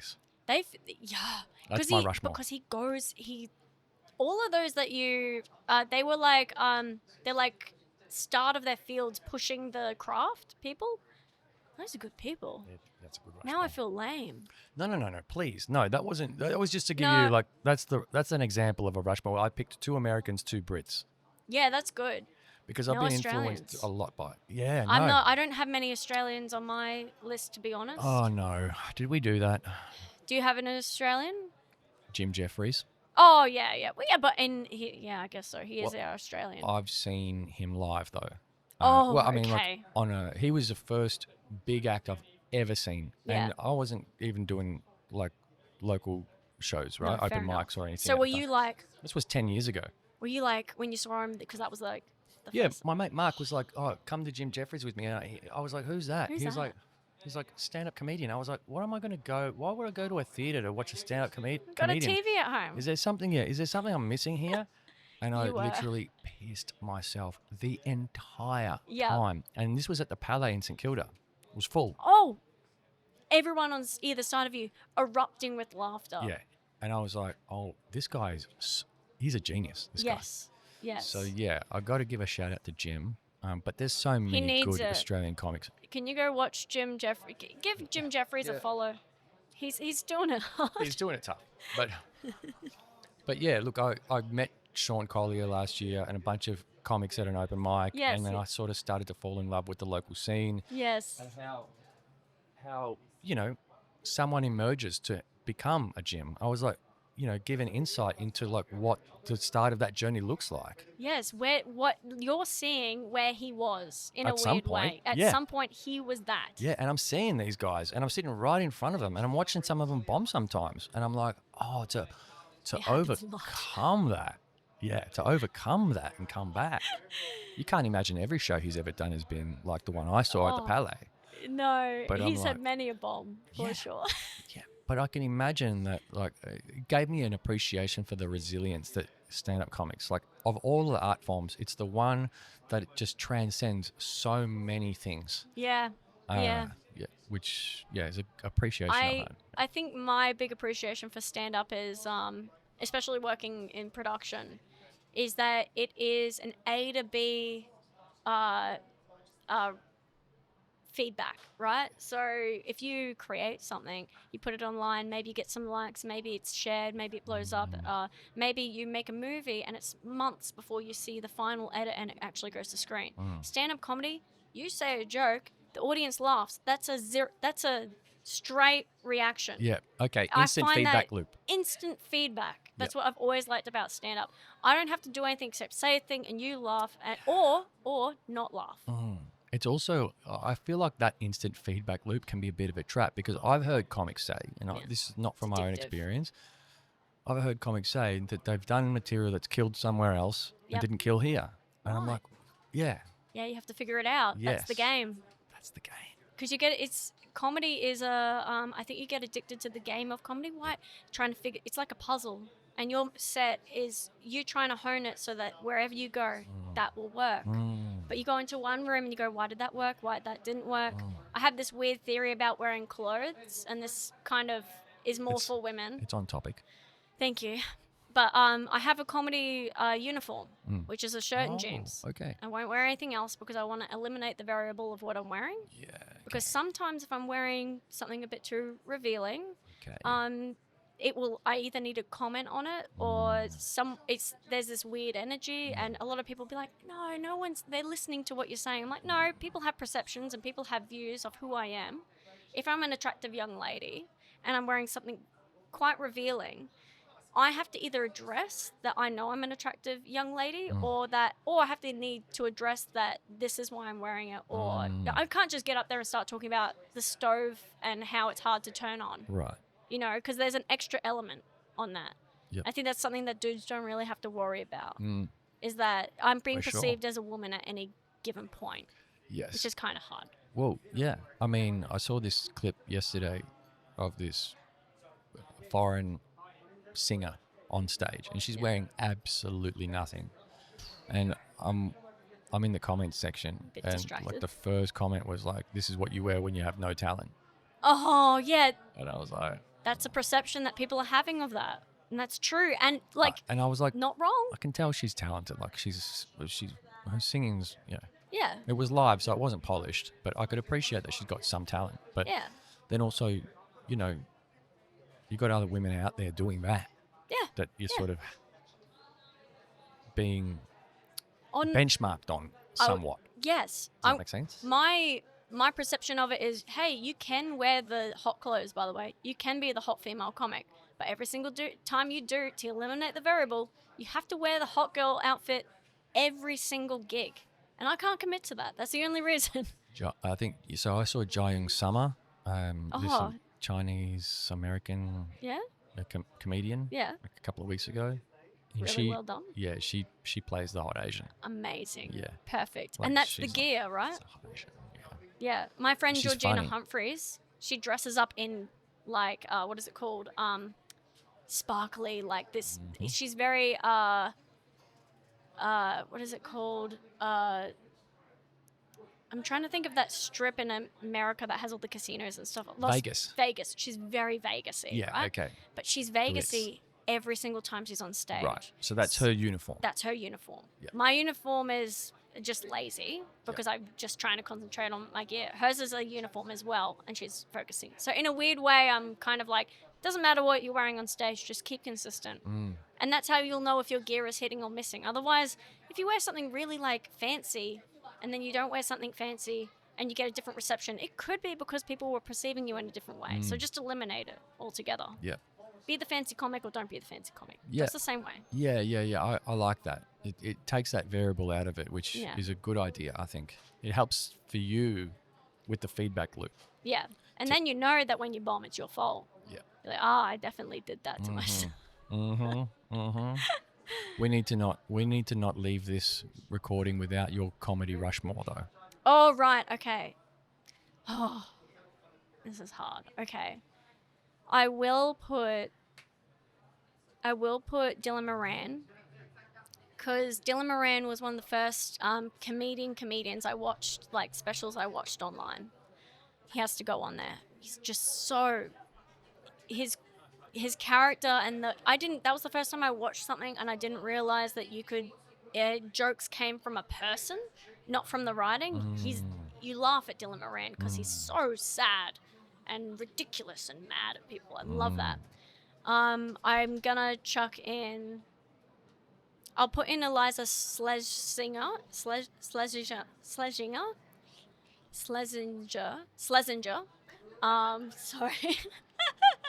She is one of the first female comics I watched that I was like, the act outs, she hit everything at a time in my life. Like, I understand that she's like an American, but I loved it. I just loved how unapologetically womany she was. I really enjoyed that. And I want to chuck in, oh god damn, Got two down. Two John to go. Mulaney. John Mulaney. Okay. I love myself, John Mulaney. He just gets me in a weird spot. And is that two Americans? Gets you in a weird spot. I wanted Yeah. to unpack that for a moment, but I was like, don't do that again. Don't You've take already. it off the rails. Yeah. And maybe another English one. I can't think of an English comic that I'm like, I'll leave the podcast and be like, oh, why didn't you say that? Oh well. You got to say one more. Oh well, Louis C.K. Yeah. Despite all that scandal and everything. Separate the art from the artist, man. He's Yeah. great. He's a great comic. I love that. Because He's a great I comic. agree. I was just wanting to see if you were still my peeps right at the end of Oh, interesting. Yeah. Interesting. Yeah. this. Exactly. I did sway away from one of yours because I thought I could put Robin Williams on there because I was like, oh, I grew up watching him and Please. I think we all did. Yeah. I'm adding a fifth one. No. Yeah, well, my fifth one was Bill Burr. Oh, Bill Burr. Yeah, Yeah. The only reason Bill Burr's not on there for me is because, like, I really, really like him, but I haven't watched enough of him to know how much I like him. Yeah. Because I only, like, recently got into his gear, and because for a long time, and I do consider myself a feminist, I've heard that Bill Burr is mean, and then I watched it and I was like, oh man, this guy's awesome, and he's not what people like. Yeah. People think that he's like apolitical. Yeah, which I like. Yeah. He's got a great. I don't know how to. He's got a great abortion bit. I really enjoy. And I was like, oh my god. He's like, I'm pro. Have you seen that bit where he's like, I'm pro-choice? Yeah. It's so fucking Yeah, funny. yeah, it Still is. think he's killing a baby. Yeah. Yeah. Wow. That's so funny. And that is the art form right there. Yeah. To be able to take something that Yes. really everyone's been looking at under this And kind this of microscope, this lens of political kind of commentary. pull out a completely different perspective. Yeah. Incredible. Yeah, it is. Love that. It's amazing. That's what comedy's about. Yeah. 100%. Also, someone who went into his gear thinking of him a certain way changed my perspective. I love a person like that. Mm-hmm. That's really hard to do. Yeah. Change people's perspectives. Yeah. Yeah, that says a lot about you. This has been so much fun to have you on today. This has been lovely. This has been awesome. I just can't believe, I mean, we just met. Yeah, we just met and I cried twice. Yeah. Yeah, and I was tear jerking once. Oh, God. So this has been real. We're tear jerking once, real jerking another Yeah, time. It's exactly. just like been a...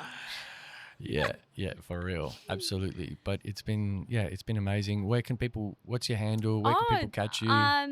It's Jemma_Bayley, Jemma Bayley, Jemma with a J, Bayley with a Y. Yeah. Yep.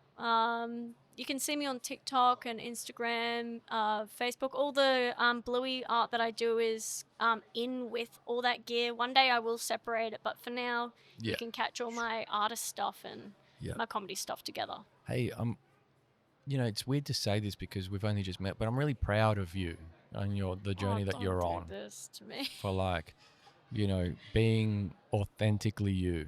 Oh. It seems like you've done that the whole way, and also your ability to attribute it to your family as well and a good upbringing. People we know. Yeah. I think a little part of us grows with the company you keep. Yep. Your mum would say show me your friends, I'll show you who you are. That's why I think it's very important for you to assess your friendships. What type of people are they, and what does that tell you about you? That's why when I say you're like one of my people, the way you speak about time, the way you speak about effort and working hard, I'm like, that's the sort of people that I like. Well, I guess we're friends now, right? Oh, let's not. I Oh, know I do that to No, people no. sometimes.